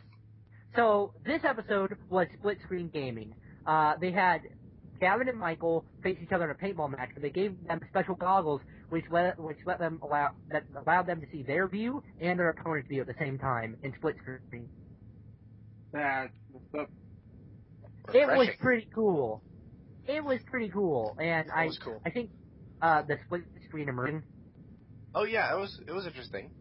Wasn't that eventful, but it was cool. So like, are they like talking about screen peeking and stuff like that? Yeah. Yeah, they're basically saying if it's easier to fight. Chief Office Calebing. Yeah, Calebing. Fucking Caleb. Anyways, yeah, Rooster Teeth has always had a long line of releasing cool stuff on April 1st because it's their anniversary and they never do any jokes for April 1st, thankfully. Usually, yeah. No, they never do. They pull pranks on every other day of the year. They could wreck shop with April Fool's jokes if they Oh, wanted. they could, yeah. They really could. They have the team to do it. I guess another one of the big April Fool's Day when you're going with pony things was that Avril Lavigne was supposed to be playing Vinyl Scratch. Oh yeah, that. Oh, and Nickelback was going to do a song in Rainbow Rocks, yeah. Yeah. Apparently, the Hub pulled some pretty interesting pranks with commercials for My Biggest Pony. My Biggest Pony? What? Yeah. The Milo I just saw it on Equestria Confidential. It was a thing, like trailers for My Biggest Pony. It had like a giant bonbon, like crushing the city. That was actually really funny, by the way. I would totally watch it. Well, what's really weird is that, and it's some sort of anime thing as well. On March 31st, like, there was a thing from the Hub saying, hey, tomorrow we're going to release some, like, new information and stuff like that. It's like, was that legit? Did they actually release any legitimate news? I don't know. I didn't, check their Facebook or Twitter. I don't think they did. I mean, because that wasn't April Fool's. That was March 31st that they did that, but I don't know. Preparing people for April Fools. It was making people think that it was legit, only Gotta to set have up the fools, man. destroyed. Gotta play the long con. 2 days. So I wanna... Yeah. If we're done talking about April Fools, I want to talk about something that Okay, recently, I'm talking about Markiplier here for a second again. He recently moved to LA, and he said he's going to be more of a part of the YouTubers React stuff. And so I never watched YouTubers React, so I got into it, and they released a new episode the other day called YouTubers React to Baby Metal. And I didn't know what the hell it was going to be about. There was the Cats React. But yeah, that was the Cats React. There's a Cats React? What? It was their April Fool's joke. They basically played videos and the cats were just walking over the computers and shit. Anyway, somehow related to it. And then they had YouTube Celebrity Cats React, and it was just a couple celebrities like dressed in like cat costumes. And they were like, "Why are we here? Why did you make us do this?" Why are we dressed up? And one of them was actually doing it, and it was really creepy. He was like, "Meow, meow, meow, meow," and they're like, "No, just stop." Anyway, stop. Their most recent one that came out that wasn't an April Fool's joke was called YouTubers React to Baby Metal. Yeah, and I was wondering, I'm like, what the hell is this? I watch it. Apparently, Baby Metal is I don't know whether you call them J-pop, but they're a Japanese group of 3 girls aged 14 to 16, and it is J-pop mixed with fucking metal. What? And this band debuted in February of this year, and I hate to say it, their music is pretty fucking good. Honestly, go listen to it. I'm not a fan of the Japanese. We'll talk about that later. Not like what? Not of the race, but of their culture. So, don't insult the race, just insult the culture. Yeah, I'll insult the culture. I don't care about how you look, but your history sucks. A lot of the stuff they do. Anyways, but I don't like J-pop, and then this comes along, and somehow they mixed EDM with J-pop and death metal. And it suddenly sounds really good. Yeah, with little Japanese girls singing lyrics. It's like, what metal, the man, fuck? it's the best. It's like, what the fuck's going on? And, you have to watch a music video. You have to watch some of the stuff they do. It's amazing. It's fucking catchy as hell, too. How did I not die? Oh, well, who cares? Anyways, onwards. So what? Oh, let's talk about the Japanese some more. So... Panties. What? Let's talk about the Japanese some more. That came out of nowhere. So, I have a problem, alright. Recently, I have been playing 2 pretty good games. I've been playing Zombie U on my Wii U, which, I mean, I need another game. Wait, hold on. Did you just say a good game? Yeah. Zombie U was shit. Zombie U was complete I've heard shit. It's good. I've heard it's pretty good. No. Got bad rap. Yeah, Zombie U is good in the fact that it does. This is gonna sound weird because it's a Nintendo game. Well, I mean, it's on a Nintendo console, but it does horror atmosphere right. That's gonna sound weird, but it does. Anyways, I've been playing Zombie U and Dark Souls 2. Okay. And both of them have a very similar problem. And, well, I mean, not so much. They have a similar quirk, which can be a problem. Yeah, more Dark Souls 2 than Zombie U. But they relish in the fact not telling you shit. They basically go, okay, here you are, go do this. And you ask, okay, why am I doing this? Fuck if we know. You have to figure that out. Don't make us tell you. And I feel that's really prevalent in a lot of the more Japanese storytelling mediums, that they leave you in the dark and they expect you to know everything from the get-go. I don't know. JRPGs are usually pretty good about telling a story. I mean, maybe not, like, there was a couple of Final Fantasy games that was like, what the hell is going on right now? But, like, for example, the Tales of series. Any of the Tales of games have an amazing storyline that usually makes sense. So, I mean, it's like... That maybe, but, like, did you ever play Ni no Kuni? No, I've seen it. I heard it was really good. I just, It was really good, but the fact that all of a sudden this little fairy creature pops up in this world and it transports this kid to another, to another reality to save. What are you talking about? Ni no Kuni, to save his dead mother. Oh. And you're like, okay, how did this happen? What is this world? What are the bases?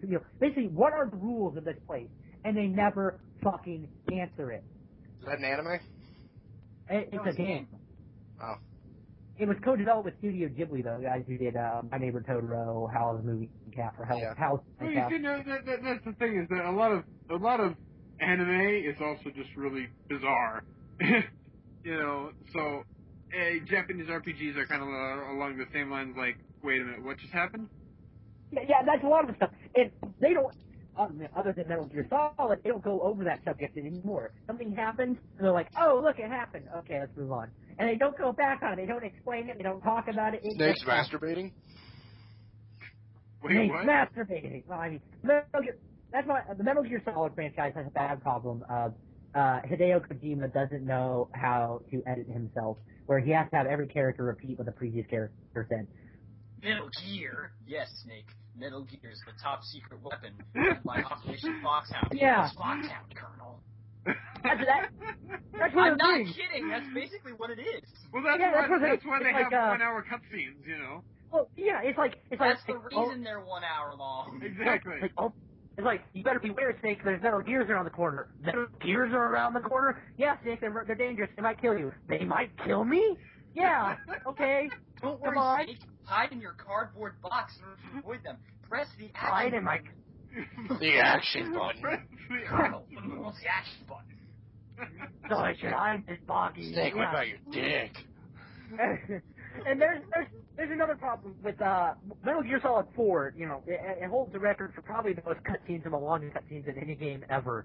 And the thing, I'm not sure about the longest cutscenes in the game, but I'm pretty sure it holds the record for a cutscene to gameplay ratio. probably. No, lightning. Here's the thing: they have these epically long cutscenes that can be summed up with like a 2-minute, communication on the Okay. on the codec. It's like, they go to this long thing about, how Snake these, they come across a mercenary with a monkey in, or the arms dealer. Mercenary with the monkey. No, we're not kidding. There's a mercenary with a monkey, and he sells you weapons and crap. Yeah, they have this 20-minute cutscene introducing this guy. When you could have came across him, and it could have been more like Resident Evil, where he goes, "You want to see my wares?" That's the name I have for my penis. But no, okay. Literally, right after that, like 30-minute cutscene, a little message pops up saying you can buy weapons from this guy whenever you find him, or you can open up on your codec and purchase things. It's like, oh, fucking thanks for wasting 30 minutes of my time, Metal Gear Solid, with an unskippable cutscene. I appreciate God. it. No, hold on a second. Just needs no information. How is he holiday profile? Wait. I just want to bring this up really fast. Metal Gear Solid, you can't skip the cutscenes in Metal Gear Solid 4? No, you can't. Well, there goes my plans on playing Metal Gear Solid 4. But now, hold on a second. Metal Gear Solid 5 just brought out a kind of like a prequel. It's supposed to be a bridge the gap between 4 and 5. And it's a prequel. They called it Metal Gear Solid 5 Ground Zeroes. Right. Okay, I have a question. No, Ground Zeroes. Hold on. I want to make this clear right now. Metal Gear Solid Ground Zeroes is literally a 1 hour long game with an hour and a half of cutscenes. Okay, I have a question though. How can you say literally, and then just say something like that? How can it bridge the gap between 4 and 5 when I think it predates Snake Eater in terms of the chronology of the series? How do you go past Snake Eater? You just don't do that. It takes place before Metal Gear Solid 3. I think it takes place between 2 and 3, or 3 and 4, one of them.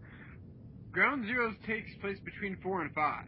No, it doesn't. That's what it's supposed to do. The whole reason they brought it out is because, this is what happens between 4 and 5. That was the whole reason they brought it out. Because Metal Gear Solid 5 takes place in the 80s. Metal Gear Solid 5 is not out yet. No, I mean Ground Zeroes. Ground Zeroes takes place in the 80s. But, I mean, like, the whole reason they brought it out was so that it would prepare you for 5. And Snake is dead! You didn't do that! Snake is dead! I mean, come on. I kind of lost track of the whole Metal Gear Solid series, so I have no idea what's going on in the series. So did everybody else! But, It's sad, but it's kind of true.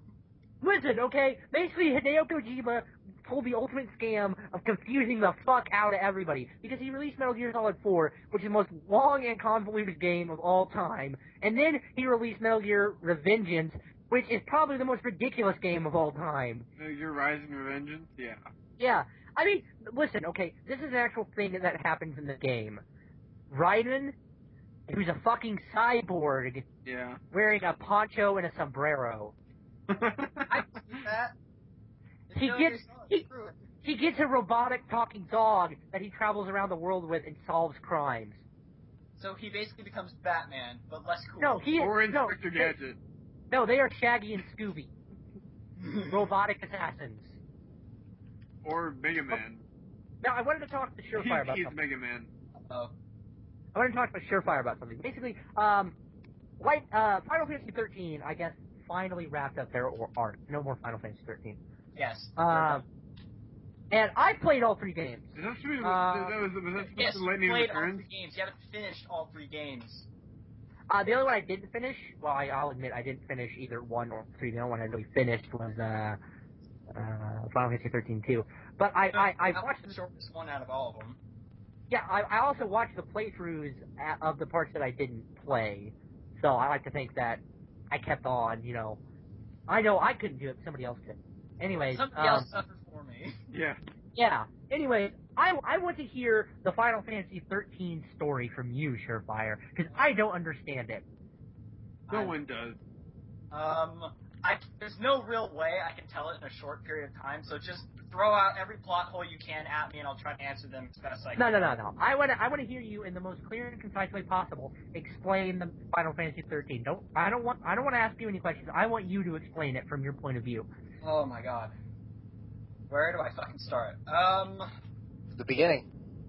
Well, yeah, there's the problem. You have what's the beginning of Final Fantasy 13? Would you want to start from the 13 days before the Purge, or when the Purge actually happens?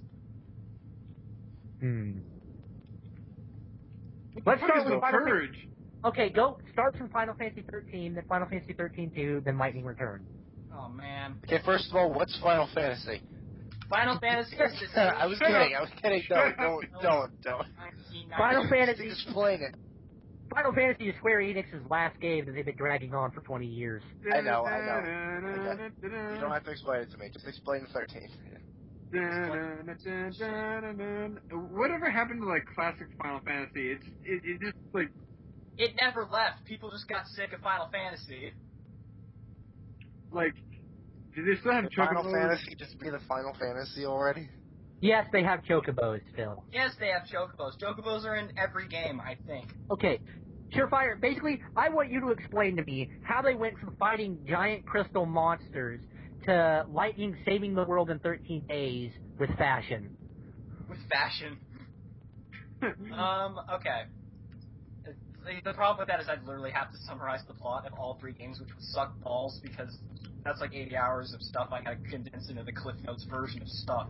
Come on, do it. Come on. It's a challenge. If I do this, do I get out of my stupid quiz thing? No, the quiz is based off Final Fantasy 15. The quiz is based on Final Fantasy 15. Oh god. That would suck. What's the name of Saz's Chocobo chick? Fuck if I know.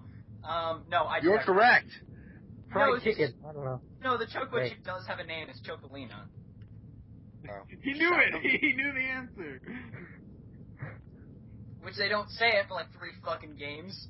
Well, actually, no, I'm lying. They say it in the second game, but only if you buy the Saz DLC. Okay, Surefire, you obviously know a lot about Final Fantasy. If it was a quiz on Final Fantasy, you'd probably get 100.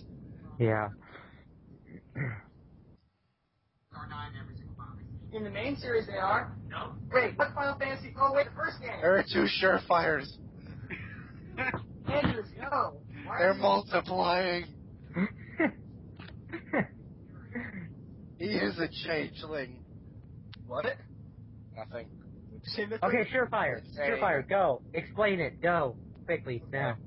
Okay, so basically, when Lightning and friends all magically made it to Anima, the very first Fal'Cie that they actually encounter, they all got branded as Fal'Cie, and I'm going to go over the first real big plot hole. Why the fuck don't the Fal'Cie just tell them what their focus is? Because that would be too easy. Well, if you want my honest opinion, it's so that Square can make the game 20 hours longer than it needs to be. But pretty much, yeah. No, I swear that is the legitimate reason, and I'm still trying to figure that out, but that's still a plot hole to begin with. But the other big one is why in the world do they have to cause the world to end if they just did nothing? Wouldn't that solve the problem anyway? Wait, I think we talked about this. What? The fact that why wouldn't they just, Why wouldn't they just do nothing? Yeah. Because doing nothing destroys the world, and if they do nothing, they're going to turn to seed, and the world's fucked anyway. But if they do what the Sanctum wants, then the world's screwed anyway. So why don't they just do nothing? Well, because of the fact that hearts and friendships didn't want to turn to seed and all that jazz and crap. Oh, and because Sarah, and that's like half the motivation for the game right there. But Sarah!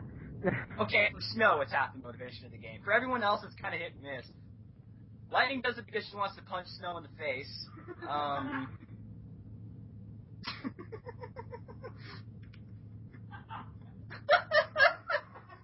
Shut up, Andrew. Shut up, Andrew.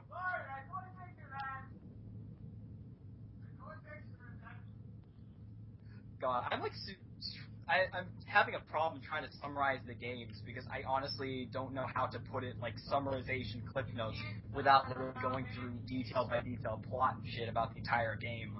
And we'd be here for hours if I tried to do that. Okay, fine. I will ask you questions.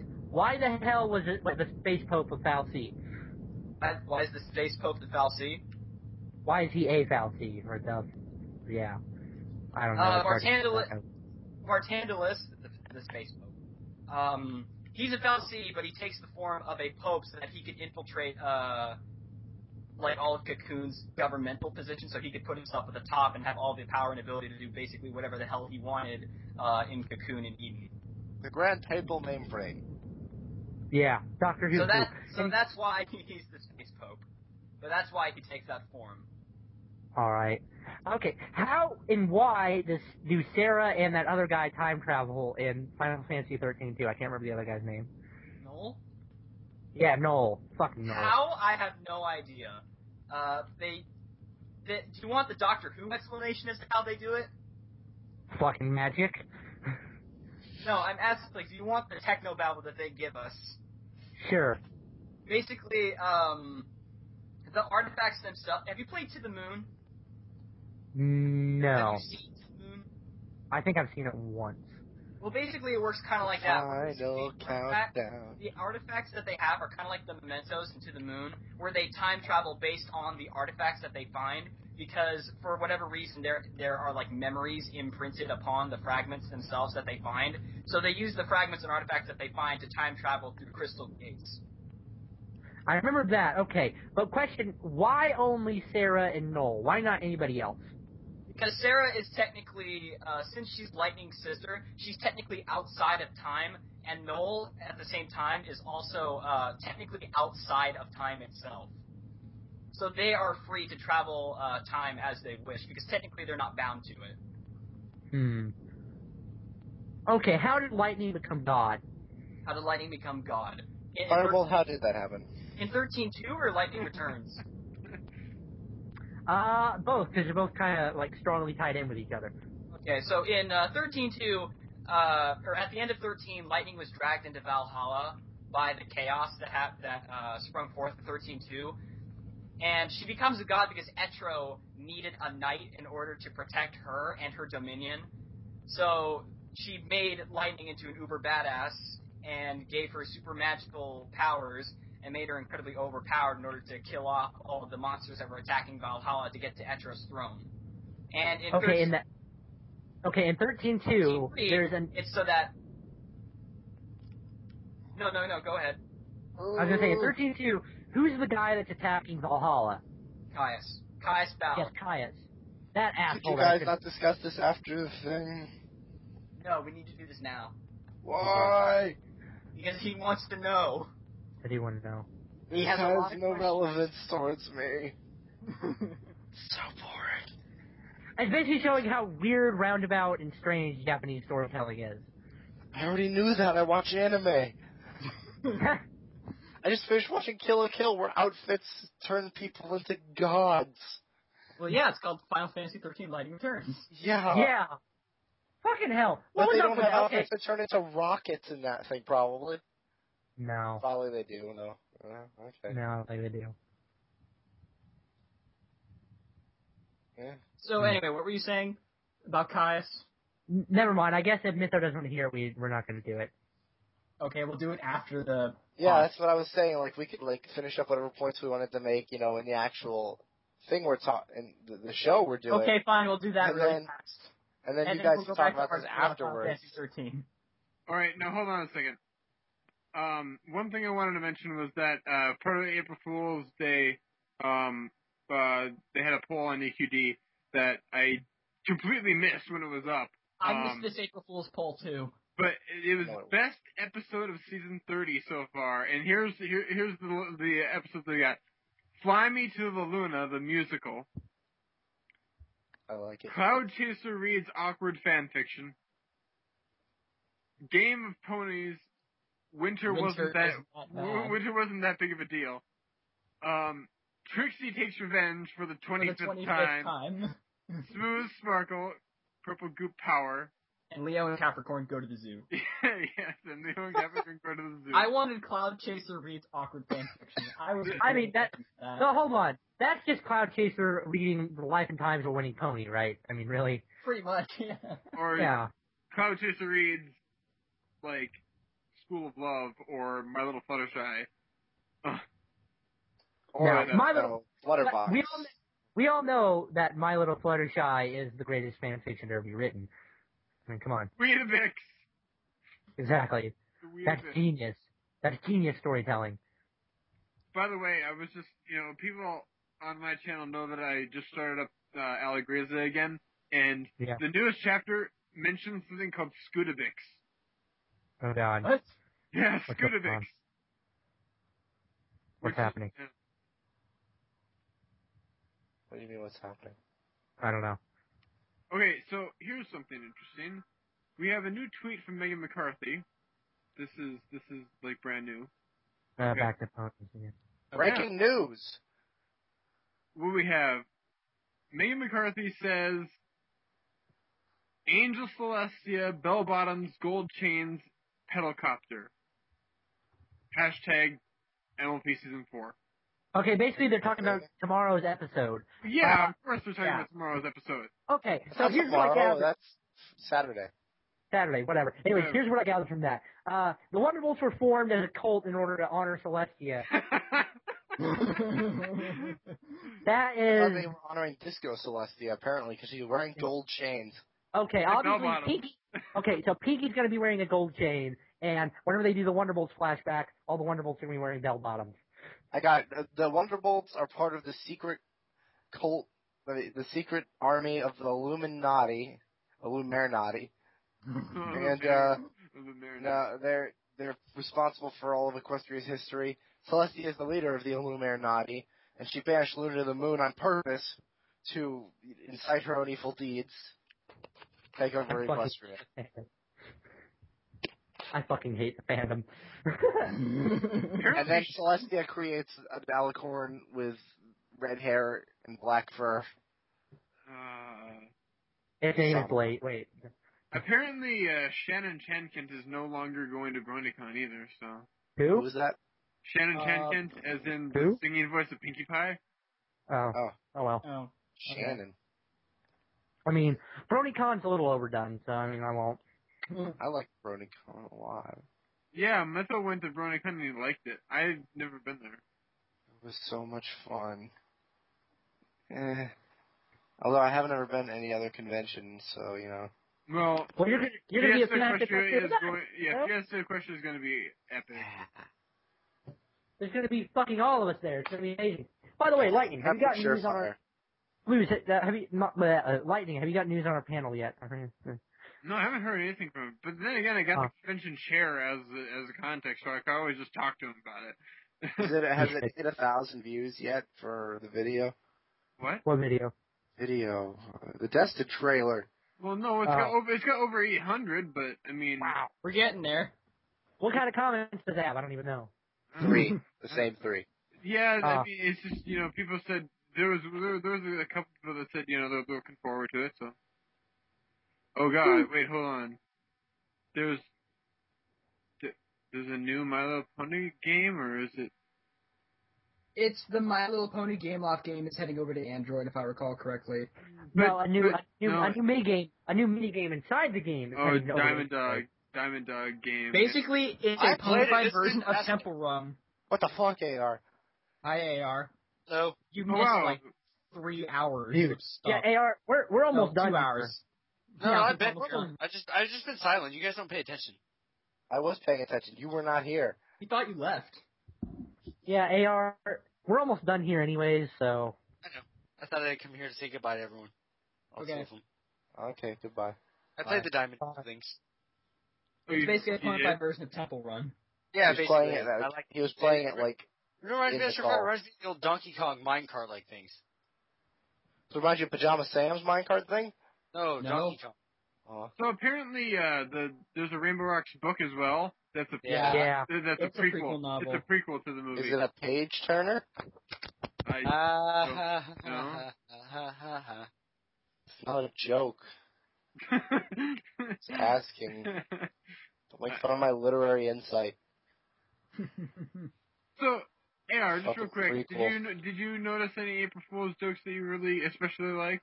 Minecraft, that was funny. What did Minecraft do? That's the only thing I even did on the computer. Like, I was on the computer for 4 hours for April 1st, not even. I played a bit of Minecraft with, What did they do? I played a bit of Minecraft 4 hours later. Yeah. No, what happened was, what was it? You know, have you seen Element Animation, Mytho? No. Oh. Well, basically, Element Animation, they do very, very well done Minecraft animations. And they have a certificate that has a certain voice, and he makes it sound like a retarded person, basically. And they changed the entire soundtrack to that retarded, like, villager sounding thing, and it was beautiful. So all the sound effects sound like, da, da, da, da, da. It was beautiful. Okay. Cool. It was. And Surefire's going to use restroom, everyone. Thought I'd share that. You don't rest in the restroom. I run all of that. Okay. Yeah. So, you ready to sign off? Oh my god, hold on. I just saw something on the My Little Pony subreddit. It is an hour and 5 minute audio drama about Spike worrying about stuff. Oh. That sounds There's 3 viewers here. fantastic. 4. Right. Oh my gosh. Anyway, There's only one Well, okay, moderator. there is before we do end off for the night. There is one thing I wanted to mention. And I'm pretty sure. Well, I don't know if I talked about it on the podcast before, but I've talked about it in the chat before. There is a series coming out on YouTube that I absolutely love. There's a series coming out that's called Element of Brony. Oh, yeah. It's supposed to be kind of like a documentary, but it's supposed to be a documentary, but it's not really done in the same traditional way most documentaries are done. It's actually like a Google Hangout discussion between all these different analysts and stuff like that. Like DJ Brony's there. They have Brony Curious. Final Draft makes an appearance for episode 2.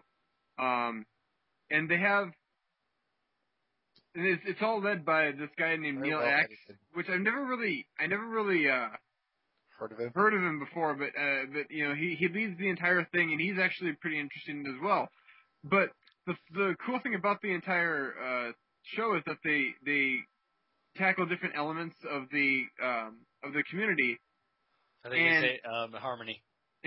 No, and they break it down over the course of the episode. Now, the weird thing about this, and the one thing that I'm sure BT is annoyed about, he ran away. Yeah, is that also Did he leave? Yeah, he did. Also, I wanted to point out, I was looking at Alicorn Radio to find the stream, of course, and it says it's a G-rated Brony radio station. Like, is that really true? The radio station is the live stream isn't though. Oh, yeah. The video channel isn't. Anyway, I was gonna say. But the episodes, there's 3 of them that are out so far. Out of it's a 6-part series. There are going to be 6 of them eventually, but there are only 3 out currently. Okay. And they're like 2.5 to 3 hours long each. They're really good though.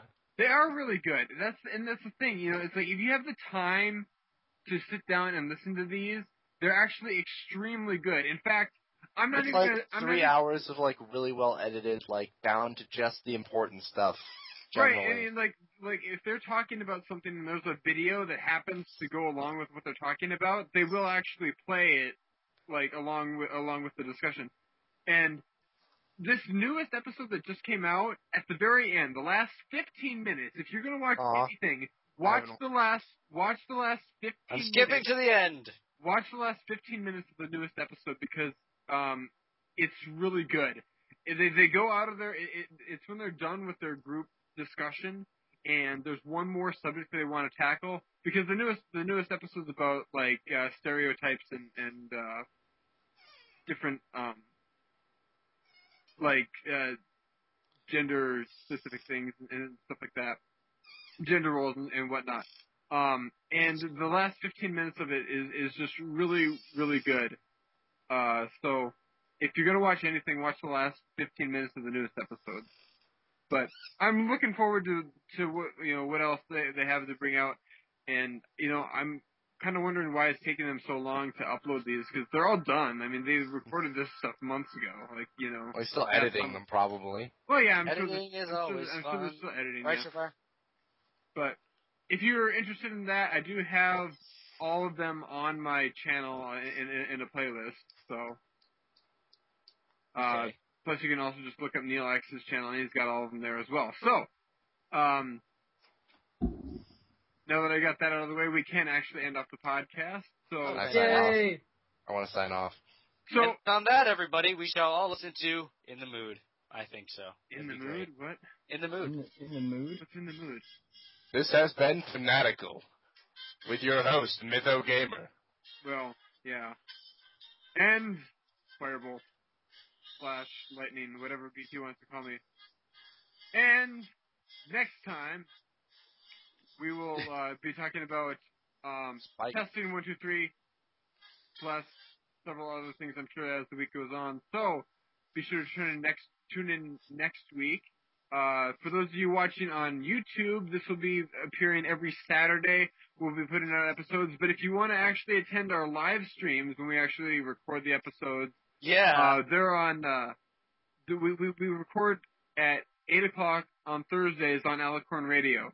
So, Central Time, you should say. Yeah, Central Time. 8 o'clock Central time. It will on possibly the be working to Alicorn improve the Radio. audio quality. Huh? Nothing. But yes, so that's all we have for this week, and we will see you all next time.